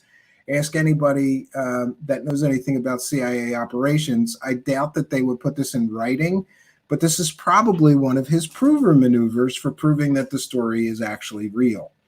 But these things can be verified, these names that he's mentioning. I have never, to be clear, I have never dug in this deeply to, try to verify these claims of this guy being a CIA assassin. But I do have more information on Connor Orion and his other name, and we'll get to that. Connor Orion was Ghostwalker. Oh, he's a ghost walker. Great when code they were on name. missions like that, they were not allowed to exchange names. He never knew who Grey Wolf was. He was in level 2 of S4 when he found a note under his pillow after he'd gone off shift. Report to his sergeant. The sergeant handed him an envelope and told him his car was waiting to go. And now Dick Cheney gets added to this story because, at the time, Dick Cheney was the big bad government guy. But they drive him to Las Vegas to the bus station. When he got to the bus station in Las Vegas, he knew, having done this before, that he would look for a key taped to the back of the locker. So he felt Hi, Melissa Mayer. So he found a key Welcome. taped there. It had the locker number. He opened the locker and took out a valise. I believe it was. Yeah. Valise. Nice one. With a suit of clothes, shoes, socks, shirt, and tie, and everything for business travel. I agree, Megan Scott. The CIA is a little smarter than put that. his clothes back in the locker, his Marine clothes back in the locker, and took the bus down to Los Angeles and the airline ticket to Budapest. And had a schedule and everything else on. So he Level somebody 2. had already coordinated. He didn't have a long wait anyway. Exactly. The last one, the 18th one, when he was sent to Budapest, Hungary, he was paired with another. And it should be noted that this really was Mr. Wendell Stevens' last big grift. This was Wendell Stevens' last big cash in. And I'm told he made a lot of money selling VHS tapes of this story, Luis Caetano, which you could order by mail order for a time, and he would sell at UFO conferences. So you too could get all the truth about that alien base that you heard about Bob Lazar talk about. I don't think it's a coincidence that so many of these people built on already existing mythology, which was the foundation of which was laid by Bob Lazar, who, not coincidentally, was another, in my view, fake whistleblower. He was a convicted pimp who was bankrupt. His wife was a murderer. I'm talking about Bob Lazar. He could never have been cleared to work at any secret government location, but okay, he laid the foundation and everybody believed Bob Lazar that there was an S4 base. Suddenly, years after Bob Lazar, other people would try to cash in on the Bob Lazar mythos or mythology or stories first created by Bob Lazar by expanding on them. And both Dan Burish did so, and so did this Connor Orion, giving more details about the base and how many aliens they had and how many bodies they had and how many spaceships were there and what they were doing with them. Fantastic stories, no evidence. CIA agent or another agent like himself was another special forces troop. And they were given Hungarian clothes and Hungarian weapons and ammunition, shoes and everything to do it. Mugshots of their hit and where he lived, maps of where he lived, his routes that he traveled, where he went to church, where he went to the grocery store and everything. And they took him out together, one on each side of his car. When he came out of the grocery store with his groceries, putting them in his car, they hit him from both sides with his 2 teenage kids in the car. And now, I'm sure if a murder like that occurred anywhere in the world, there would be newspaper coverage of it. How much you want to bet there is no newspaper coverage of a man being gunned down by 2 mysterious assassins while their children watched? And this leads us to this sort of CIA top secret, secret agent stuff that always also gets injected into these UFO and alien whistleblower stories, or often does. put 7 or 8 bullets in him and he died. See, and they just pocketed their weapons and walked away in the crowd. They looked like everybody else there. And They went back to the American embassy, reported to the attaché, who gave them the clothes and the guns and the money. The attaché gave them their clothes, but traveling clothes back, and drove them to the airport, and they went home. Now that's what a mission was. And they were given back their American clothes and money. Give them back. So after you kill people, then you just go to the American embassy and they just give you your American clothes back and you fly home and you know, you get a bonus for the murders. So the story of Connor Orion, it really is a cautionary tale. It was brought to us by a person who was a multiple convicted felon who did jail time for child-related predatory offenses. And you know what I mean, but YouTube doesn't like that P word, so I will leave it at that. And that would be one Wendell Stevens. All of the court documents are available that prove Wendell Stevens was a criminal, a very serious criminal. And besides selling alien stories, he did jail time for being a child-related predator. Interestingly, I did receive additional information about Connor Orion and his story from one Jim Delatoso, who told me that Connor Orion was not who he claimed to be. We heard Wendell Stevens talk about multiple names that this man had in his wallet. It appears that Mr. Connor Orion was not a military special forces person, but we can guess that he was lying about his military background because he told Wendell Stevens that he joined the Marines and then he became a SEAL.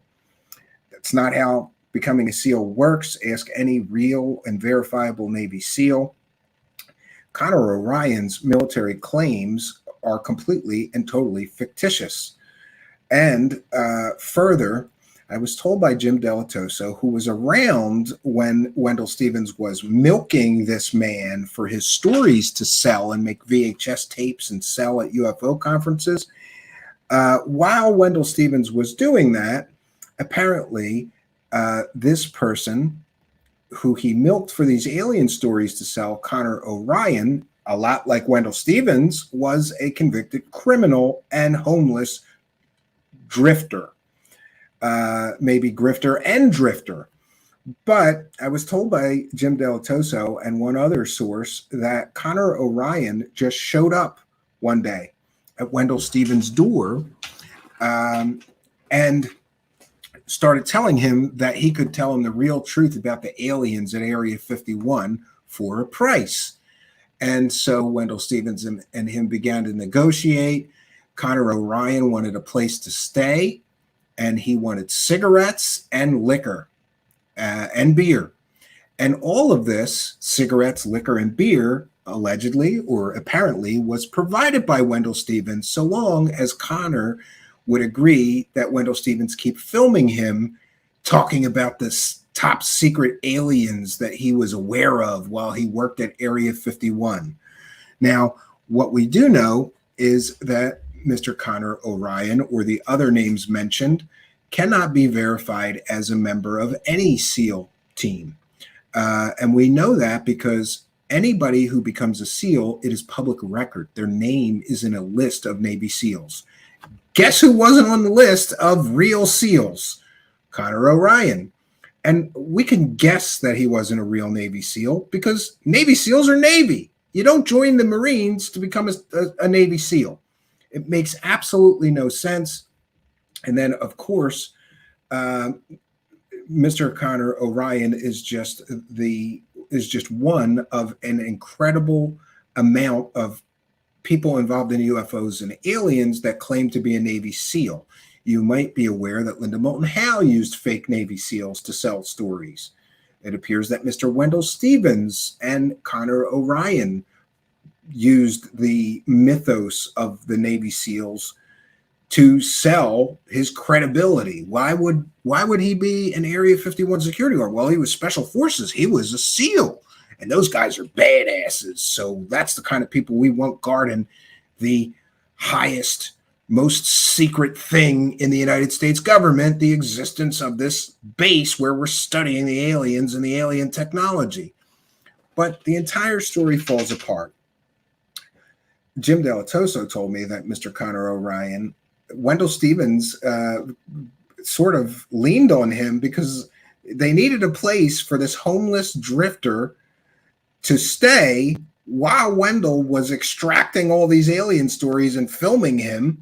They needed a place for him to stay, so he stayed at Jim Delatoso's home at the time, which was also a research center. Jim Delatoso was doing a lot of like computer research into computer networking, and he had some kind of technology company, so he had this sort of like compound, and he had some place for this man to stay. And boy, I heard some harrowing stories about this man and drugs and liquor, and they had to constantly keep feeding this guy cigarettes and liquor and give him money so he could go find drugs, allegedly. Interestingly, none of the information presented by this Connor Orion has ever panned out to be verifiably true. And to me, it's no surprise that one criminal used another petty criminal who made fantastic fairy tales, made fantastic claims. And remember, Mr. Wendell Stevens recounted in his retelling of this story that this man, Connor Orion, claimed that he had $200,000 in the bank. He was homeless and penniless and begging for money, cigarettes, and liquor in order to work with Wendell Stevens to sell this story. And this is not the first time, friends, that I have heard some of these alien and UFO people milking criminals for stories to sell. Again, I'm going to keep hammering the point. They don't just tell these stories, they sell them. Wendell Stevens sold this S4 Informer series on VHS tapes way back in the day, and then put it on in monetized YouTube content, ad supported. So you too can hear about the government assassin Marine SEAL. There's no such thing to my knowledge, but whatever. Connor Orion's story falls apart. And it would appear that Connor Orion and Wendell Stevens just either they purposefully concocted this, or Connor Orion, in the opinion of Jim Delatoso, I believe that he believed that Connor Orion was just, or whatever his other name was. I think it was Derek Hennessy, maybe, which is weird. But this man may have been, according to Jim Delatoso, just found out about Wendell Stevens, needed a place to stay, needed a shower, needed somebody to buy him cigarettes and beer and liquor. And he showed up at Wendell Stevens' door promising to give him all the secrets of alien technology at Area 51. So it may be that Wendell Stevens got conned. Who knows? But it's an incredibly strange story. And someday I'm going to try to contact and interview Jim Delatoso, because he was in that S4 Informer series talking about what this Connor Orion said and stories that he recounted to him while he was living with him. Eventually, this Connor Orion just vanished one day. After they were largely done the filming of the project, the man just vanished. And nobody, to the best of my knowledge and experience, I once researched this a little more thoroughly, no one ever heard from this man again. He could be dead in a ditch somewhere. Somebody claimed that he was a drug addict, so he was strung out somewhere in Las Vegas or near where Mr. Wendell Stevens lived at the time, in a nearby city, just a homeless drug addict, drifter, grifter.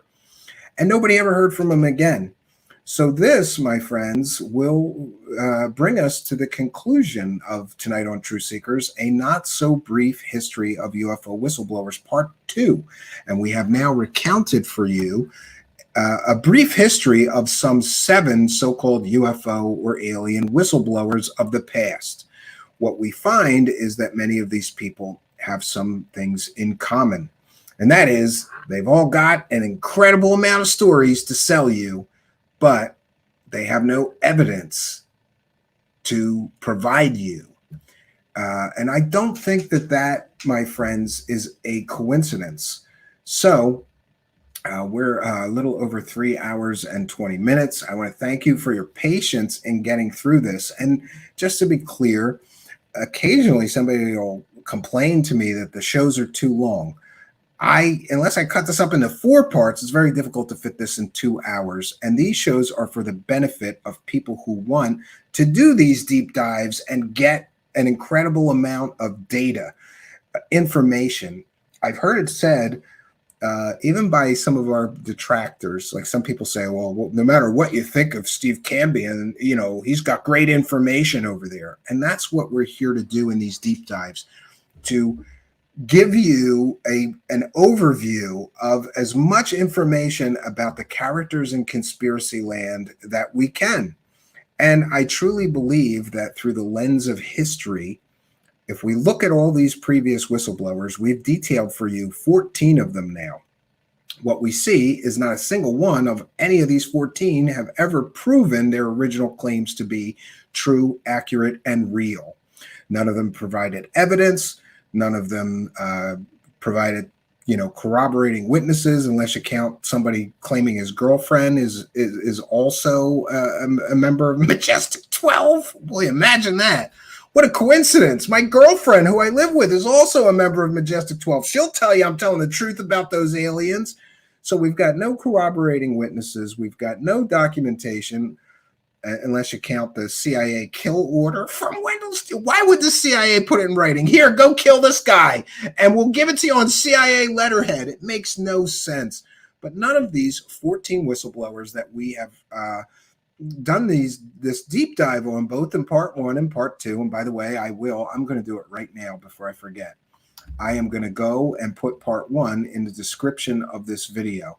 It's important for me, if you're new to the channel and you're following along, that you get a full education. If you're truly interested in UFO whistleblowers and the history of them, I should say, actually, we only recounted 6 of them, unless you count David Grush in part 1.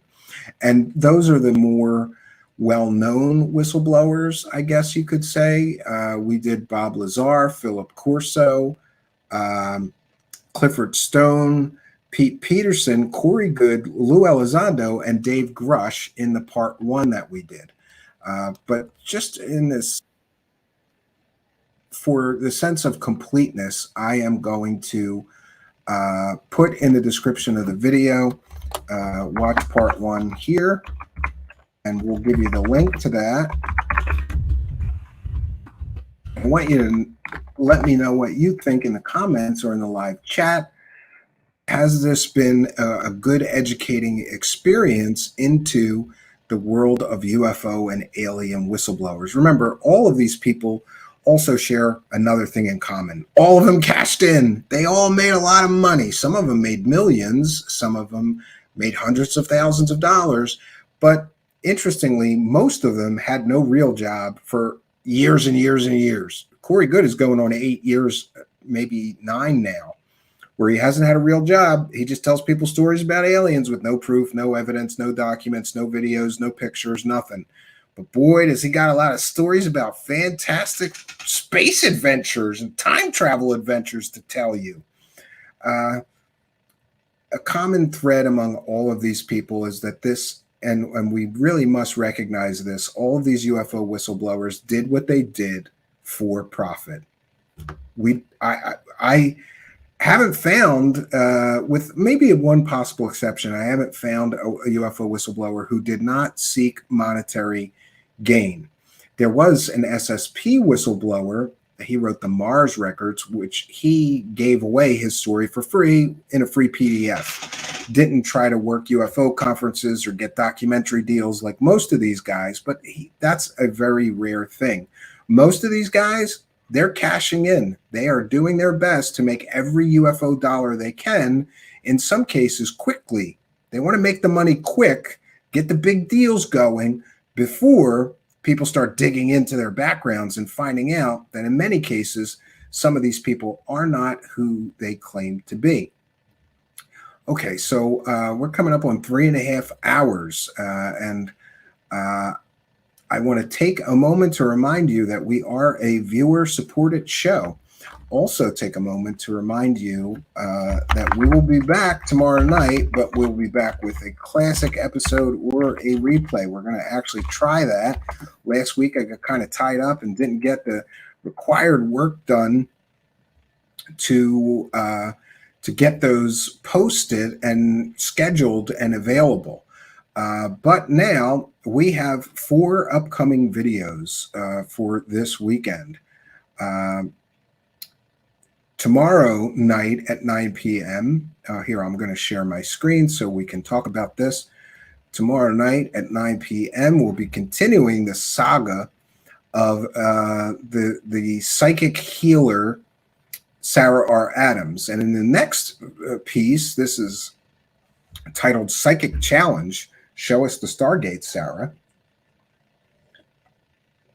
We detail this woman with fake psychic superpowers claiming that she can open stargates and charging people huge amounts of money for teaching them to open stargates.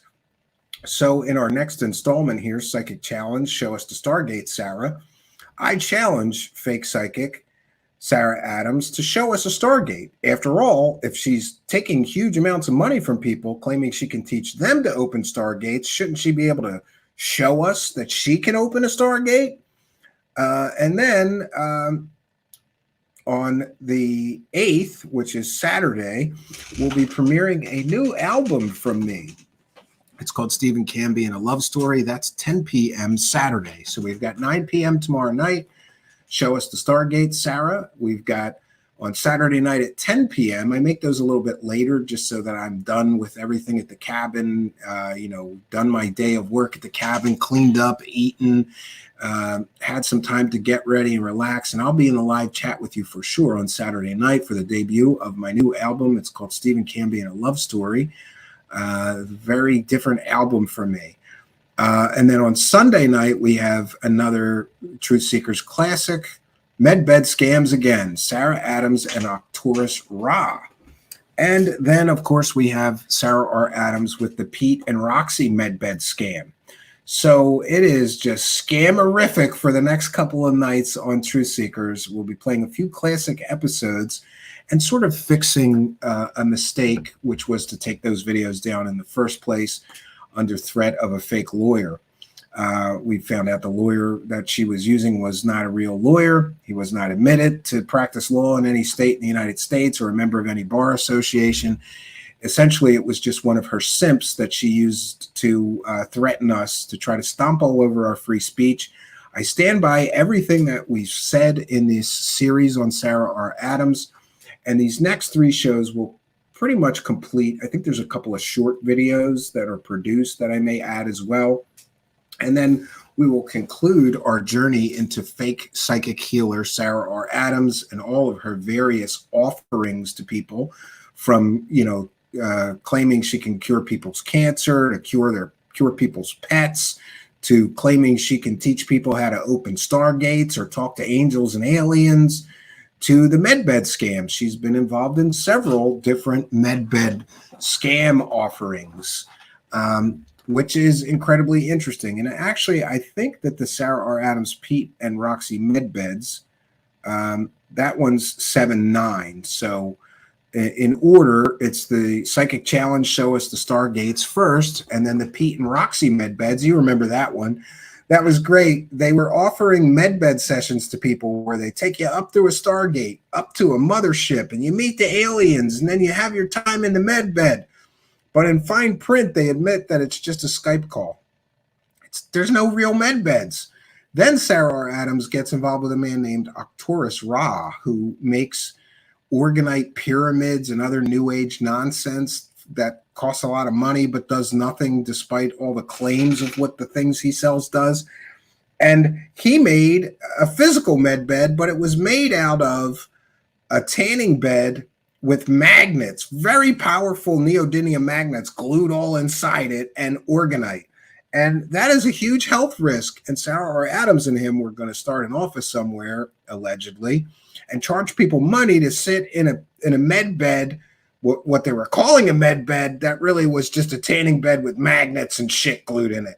It's a great story. And we will conclude the saga of Sarah R. Adams in the next couple of days, as well as being releasing a new music album from me called A Love Story. Very different album for me, and I hope you'll be here for the premiere of that. So now is, and also I am this close to finishing another free documentary. For those that don't know, besides producing YouTube content, we would like to start producing what I would call public service documentaries. So in other words, quite like the Sarah R. Adams whole story, maybe we'll cut that into a free documentary. There are many stories that we've covered that would make a good documentary, but maybe the quality of the filming is a little low. We're taking a lot of stuff from just a live show here, but it would still make a decent documentary. We've done that with the previous series that we did called Is This the Face of Bigfoot?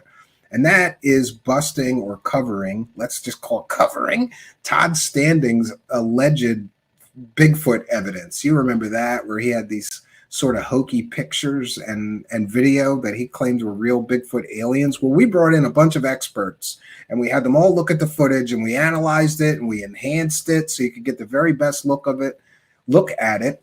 So we've got a free documentary coming, Is This the Face of Bigfoot? And that will be here shortly. I will be posting it for members and Patreon supporters probably tomorrow. As early as tomorrow. I have a little bit more editing to do and then a final render. It's almost ready to go. Happy to get that off of my to-do list. So besides the YouTube content that we produce and the audio podcast of Truthseekers, we're also going to be getting into producing what I would call some community service free documentaries. When I think that somebody is really out there scamming people, I will cover it in as full detail as we can on the live show, and then we will cut together a sort of free couple-hour documentary. I think that the Face of Bigfoot free documentary is 2.5 hours long. It's very detailed. We brought in magicians, illusionists, puppet people, special effects people, a cryptozoologist expert in the form of Bobby from Bobby's Cryptid Corner. We brought in a few other people to look at the footage with us. I didn't want to just look at the footage and say, this is fake. So we brought in a bunch of experts. So besides the YouTube content that we create for both Truthseekers here on video and the Truthseekers audio podcast that's available everywhere pods are cast, you can get it on any audio podcast platform. Just search for Truthseekers. We'll be doing some free community service documentaries, and I mean free ad supported. I'm going to try to monetize them. We'll see what happens. But the ad pennies are really not very much help. But I'm hopeful that if you want to see more content created like that by me here on this channel, you will realize that we are a viewer-supported show. We use the PBS model, which is that we create as great programming as we can. And in the hopes that if you enjoy our content, which, by the way, will always be free, ad-supported, but free, if you enjoy the content that we produce here, we're a viewer-supported show. And you can help us continue this journey and to continue to create some of this content, especially some of these free documentary projects. This will be the second documentary I've produced entirely for free for the public benefit. I think it's important to take the time to do those things. Our first was recent hoaxes, was Third Phase of Fake, recent hoaxes of Third Phase of Moon. And if you follow me on Twitter, it's at Stephen Cambion. I broadcast those on Twitter every day because those guys are bitches and threatened me with copyright claims if we put it on YouTube, because they don't want somebody using their footage to show everybody how fake they are, but you kind of have to use their footage to show the hoax before you show how they hoaxed it. So it's a catch-22. We broadcast that free documentary on YouTube every day, and we'll be broadcasting this Is This the Face of Bigfoot free documentary on YouTube, or excuse me, we broadcast those on Twitter every day. We'll be broadcasting this free Bigfoot documentary, Is This the Face of Bigfoot, as well on Twitter, Facebook, Twitch, Rumble, everywhere we can. And that'll be out shortly. It'll be going to YouTube channel members and Patreon supporters. So we're a viewer-supported show, and if you'd like to see us continue doing things like this, especially these projects for the public benefit, please consider becoming a supporter. And here's our wonderful announcer, the man with the golden voice, Mr. Ian, to let you know how you can help.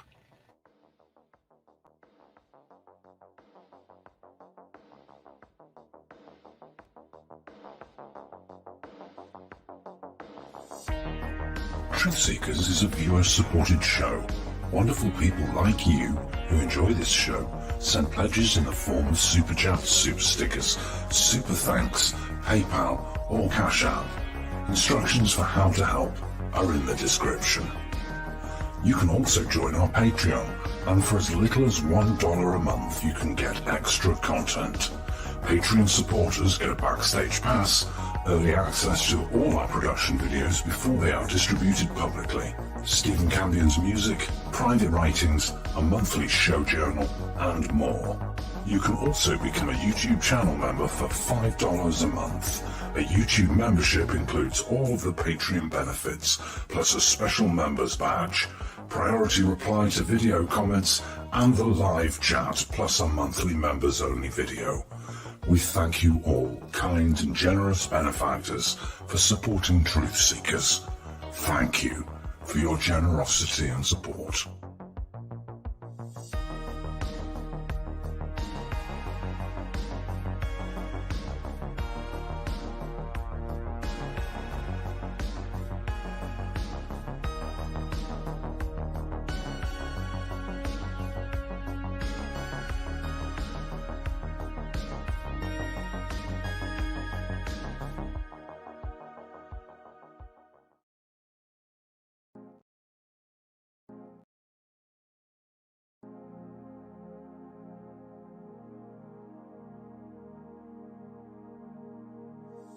Truthseekers is a viewer-supported show. Now there's a great way to support these broadcasts and show your support. Please be sure and check out our merchandise store. Links to our 2 merchandise online stores are in the links to this video or podcast. The Amazon storefront ships super quickly in the United States, Great Britain, and in many more places. Amazon may not ship to your country or location. If that's the case, hit our second merchandise link in the description and visit our Redbubble storefront. Merchandise from our Redbubble storefront ships worldwide, but may take longer than Amazon. We've got a great deal of super high quality merchandise for you to choose from, including t-shirts, phone cases, sweatshirts, and even pillows. The feedback from our products have been overwhelmingly great. Quality products and fast shipping. People all over the world are buying some merchandise and showing their support of the show. Praise the cash! Praise the cash! Praise the cash! We thank you all, kind and generous benefactors, who are buying some merchandise and helping us to continue this journey.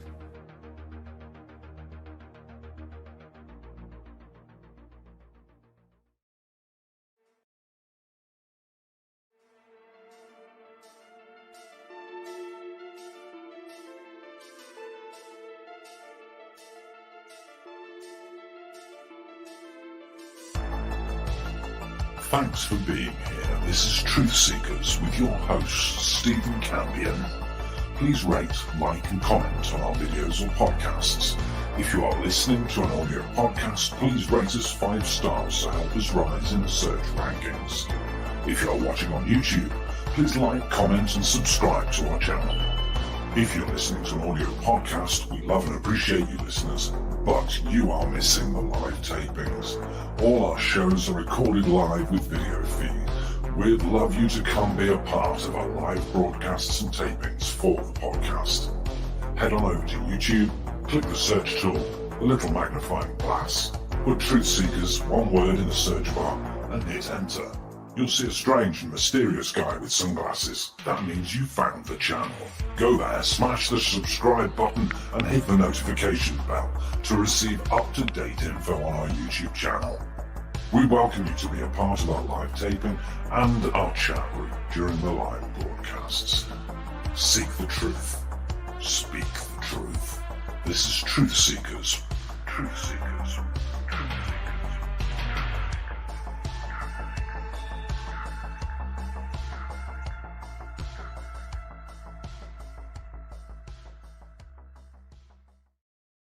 Okay. We are back, friends. So, I have a little more time to share with you. Comments and questions for me, please put them in all capital letters.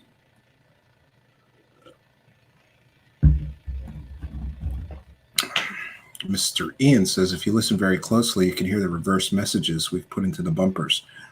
Don't be giving away our secrets there, buddy. Yeah.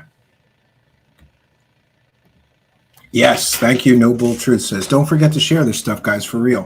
One of the worst criminals is time, and eventually people forget about these people and will pay money to hear Garbo. Yes, they often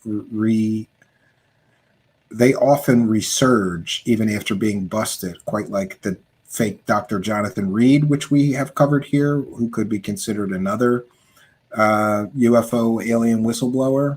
He was a fake psychologist, remember? And Jimmy Church platformed him and was going to help him sell his fake stories all over again. And he was busted out the wazoo the first time he came out. He came back. Sarah's Stargate is faster than Amazon delivery. I've heard that.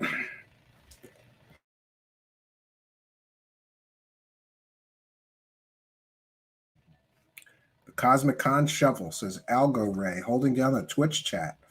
Right. Yes. Decisions, says Moody Mongol. Which to choose? Anjali's Mine or Sarah's Stargate? Yes. Amy Collins says some even resurge after being dead. That is quite a trick. Yeah. Yeah. These more obscure grifters are fascinating. I've never heard of two of them. Yeah, I thought B. Baker, when I tell people I've been down nearly every rabbit hole in UFO land to the very bottom, I mean it. And the reason that I know about these people is because I've been there when these stories came out, and I consumed it all. And somewhere in the recesses of, in the back of my mind is an incredible amount of what most people would determine to be completely useless information about UFO grifters. But I'm glad that I could recount my own personal journeys down these strange and twisted and shady rabbit holes and try to educate people about the reality of some of these people. And by the way, I do want to take a moment to thank all of you kind and generous benefactors, you Patreon supporters, you Twitch subscribers, you YouTube super chatters, I'm sorry, super thanks people, and super sticker purchasers. It all really does help. And we also want to thank you PayPal pledgers. So we'll take a moment.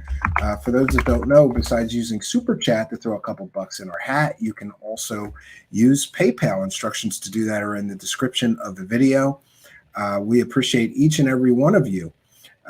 We want to take a moment to thank Julie for a kind and generous $100 PayPal. Very kind of you. An incredible PayPal pledge of $100 even. And by the way, if you're going to be sending a large amount like that, please do it through PayPal. For those unaware, YouTube takes a pretty big cut of the super chats, but PayPal takes a very small percentage. So if you're going to send 50 or 100 to or whatever you're going to send, it's a good idea to do it through PayPal. And you can also just add a note, give us your chat room user ID, and we read those out. So thank you, Julie, who just said, just found your channel. Thank you so much for your truth, honesty, and incredible investigation work. Please continue, and I hope this helps. Absolutely. $100, 100 smackers. Praise the cash, praise the cash. I'm going to cream in my pants. The kindness and generosity and support of so many of you is really heartwarming. We have a $20 PayPal from Mark. No message and no chat room user ID. Please do add a note, and we'll read any message that you put into the note. And give us your chat room user ID so we could thank you properly if you send a PayPal. We read them every show, just like the super chats. It's no different. We have Alien Seeker 22. That's interesting. With a kind and generous $15 PayPal. No message, though, but just said my chat room user ID is this. Thank you. Okay, so no real message, just a thank you and $15 by PayPal. Thank you for your kindness, generosity, and support. It is much, much appreciated. So we want to thank each and every one of you for being a kind and generous supporter. We are praising the cash up in here. And I'm blown away that people all over the world want to see this show continue.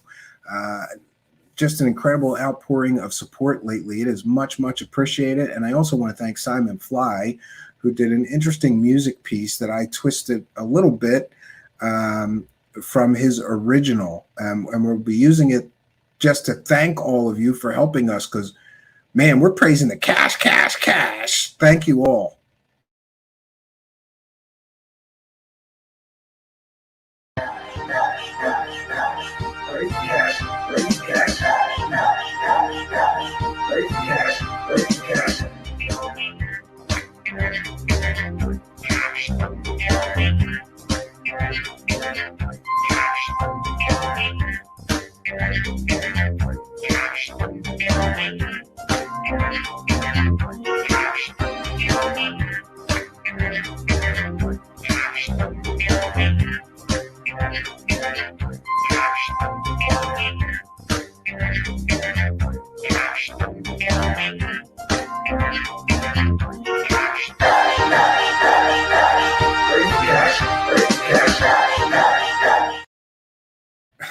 Cash, cash, cash. Praise the cash. Thank you all for your kindness, generosity, and support.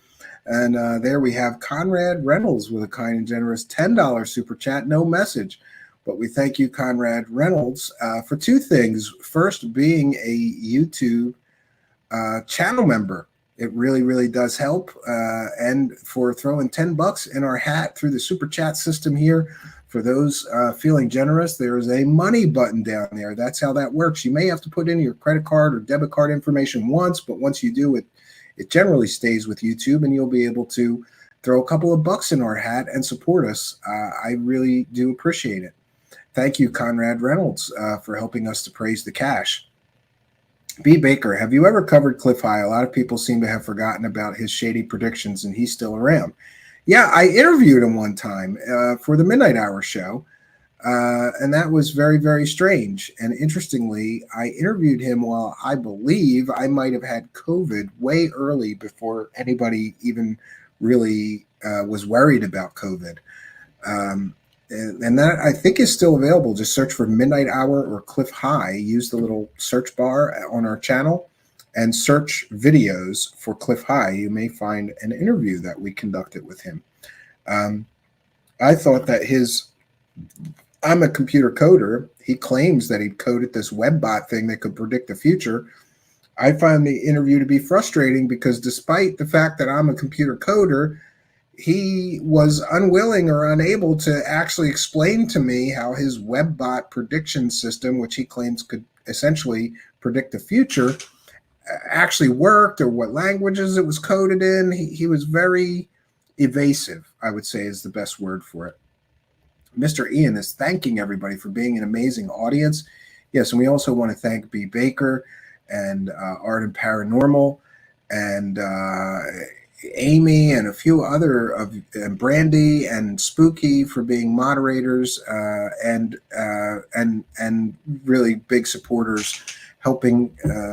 DreamWork makes the team work, and we have a great team of people that all care very much about this show, and it makes me feel very well supported that there's people out there willing to volunteer their time to be a chat room moderator or help me with graphics or the video bumpers or Mr. Ian doing the voiceover stuff.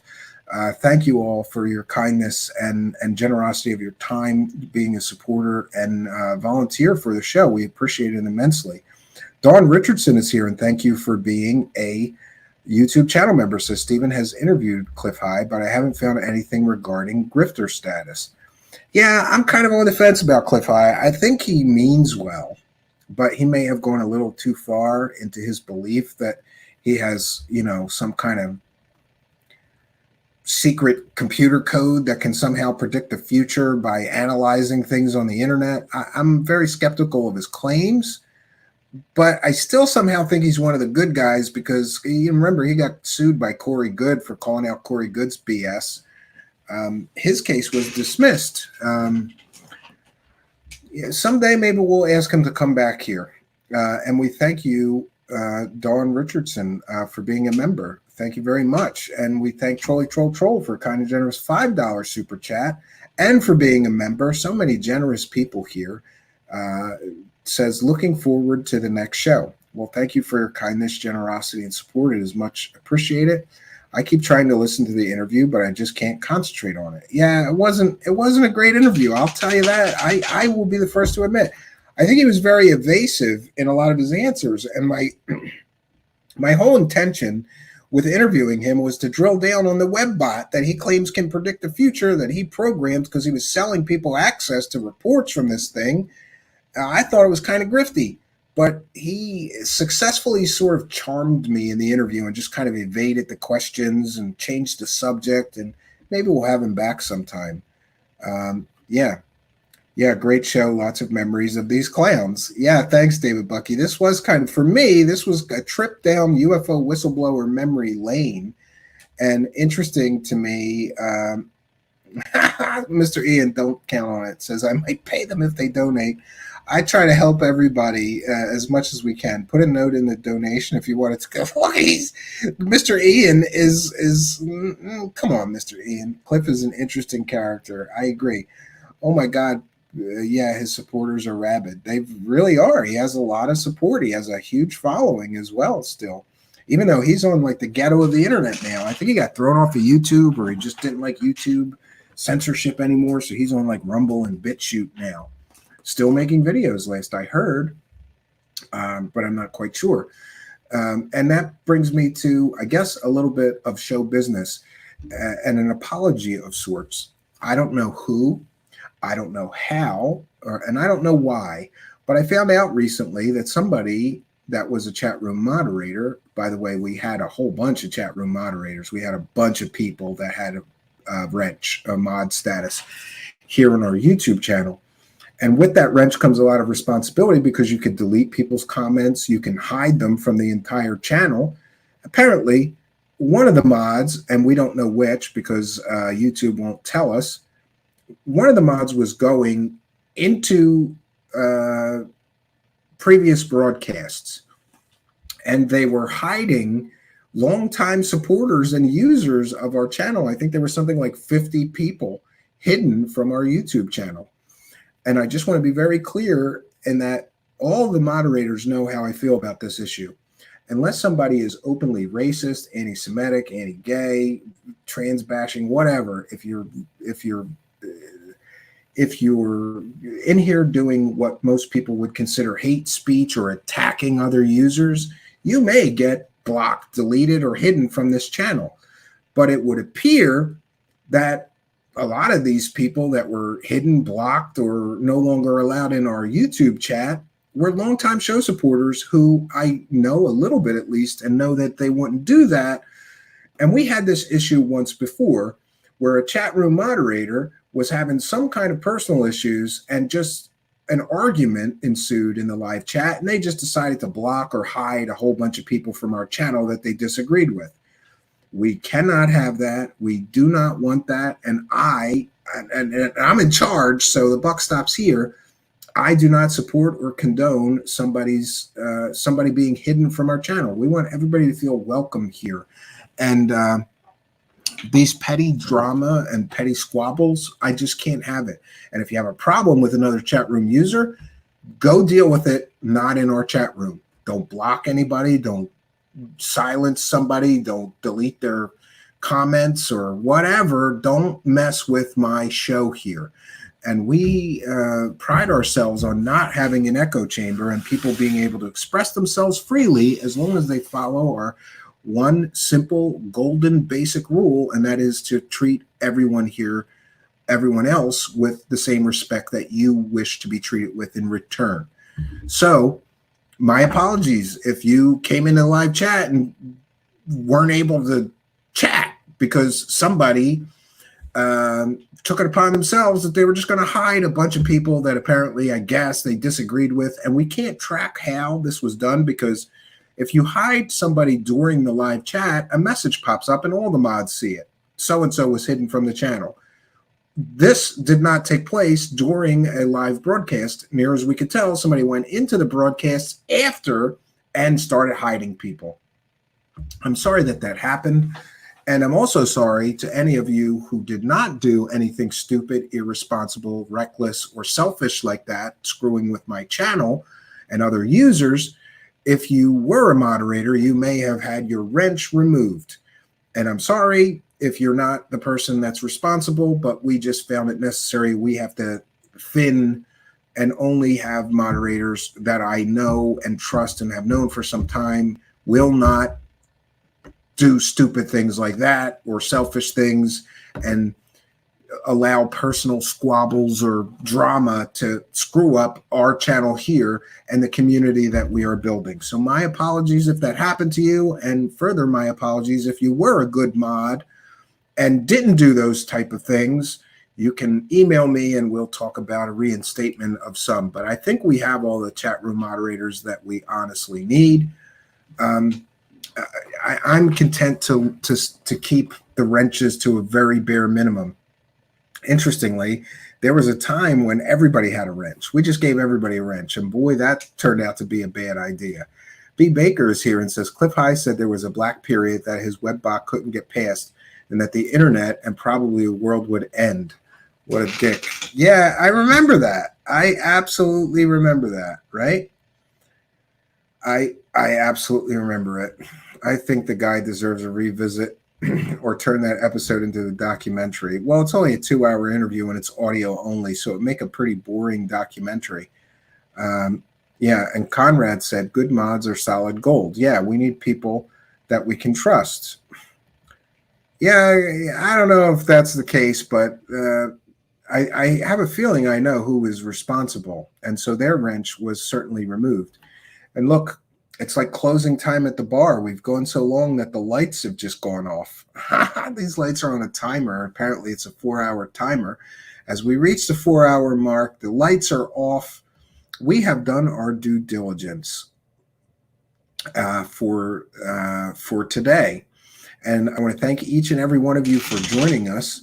And I want to thank all of you kind and generous benefactors. I want to thank these UFO whistleblowers who certainly provided me with endless hours of going down ridiculous, shady rabbit holes with absolutely nothing to show for it except the ability to educate others about them. And I think that we have done a decent job of doing that tonight.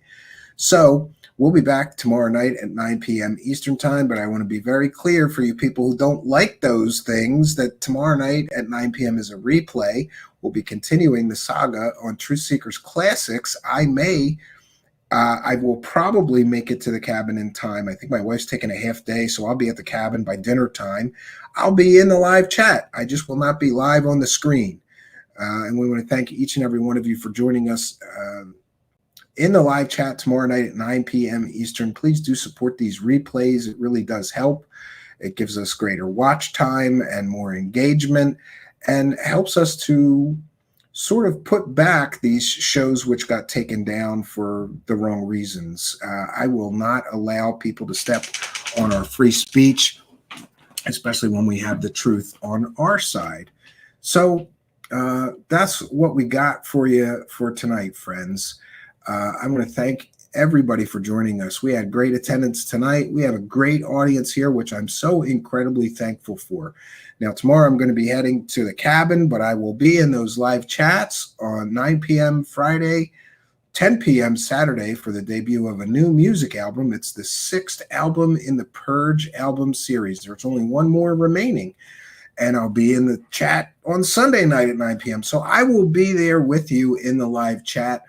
And especially to thank anybody for any support or super chats.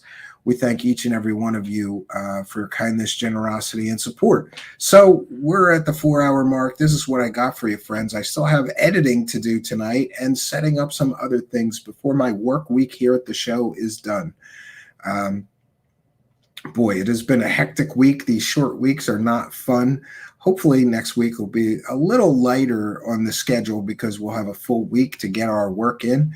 And on the nights that I am not live doing a live new broadcast, we will be doing these Truthseekers classics. I'm pulling some more out.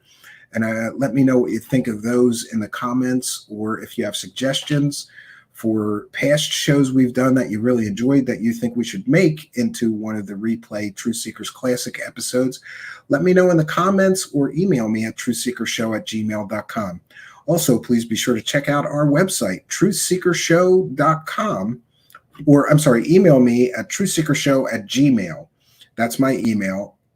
You can also contact me through the website, through the contact form, but the best way to do it is through my email address, truthseekershow@gmail.com. You can also follow me on Twitter at Stephen Cambion, and my DMs are open. You can contact me there as well.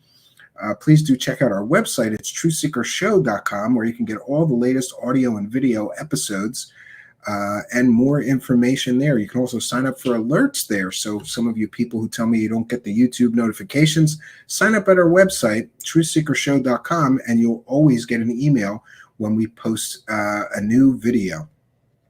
All right, so that's all we got for you, friends.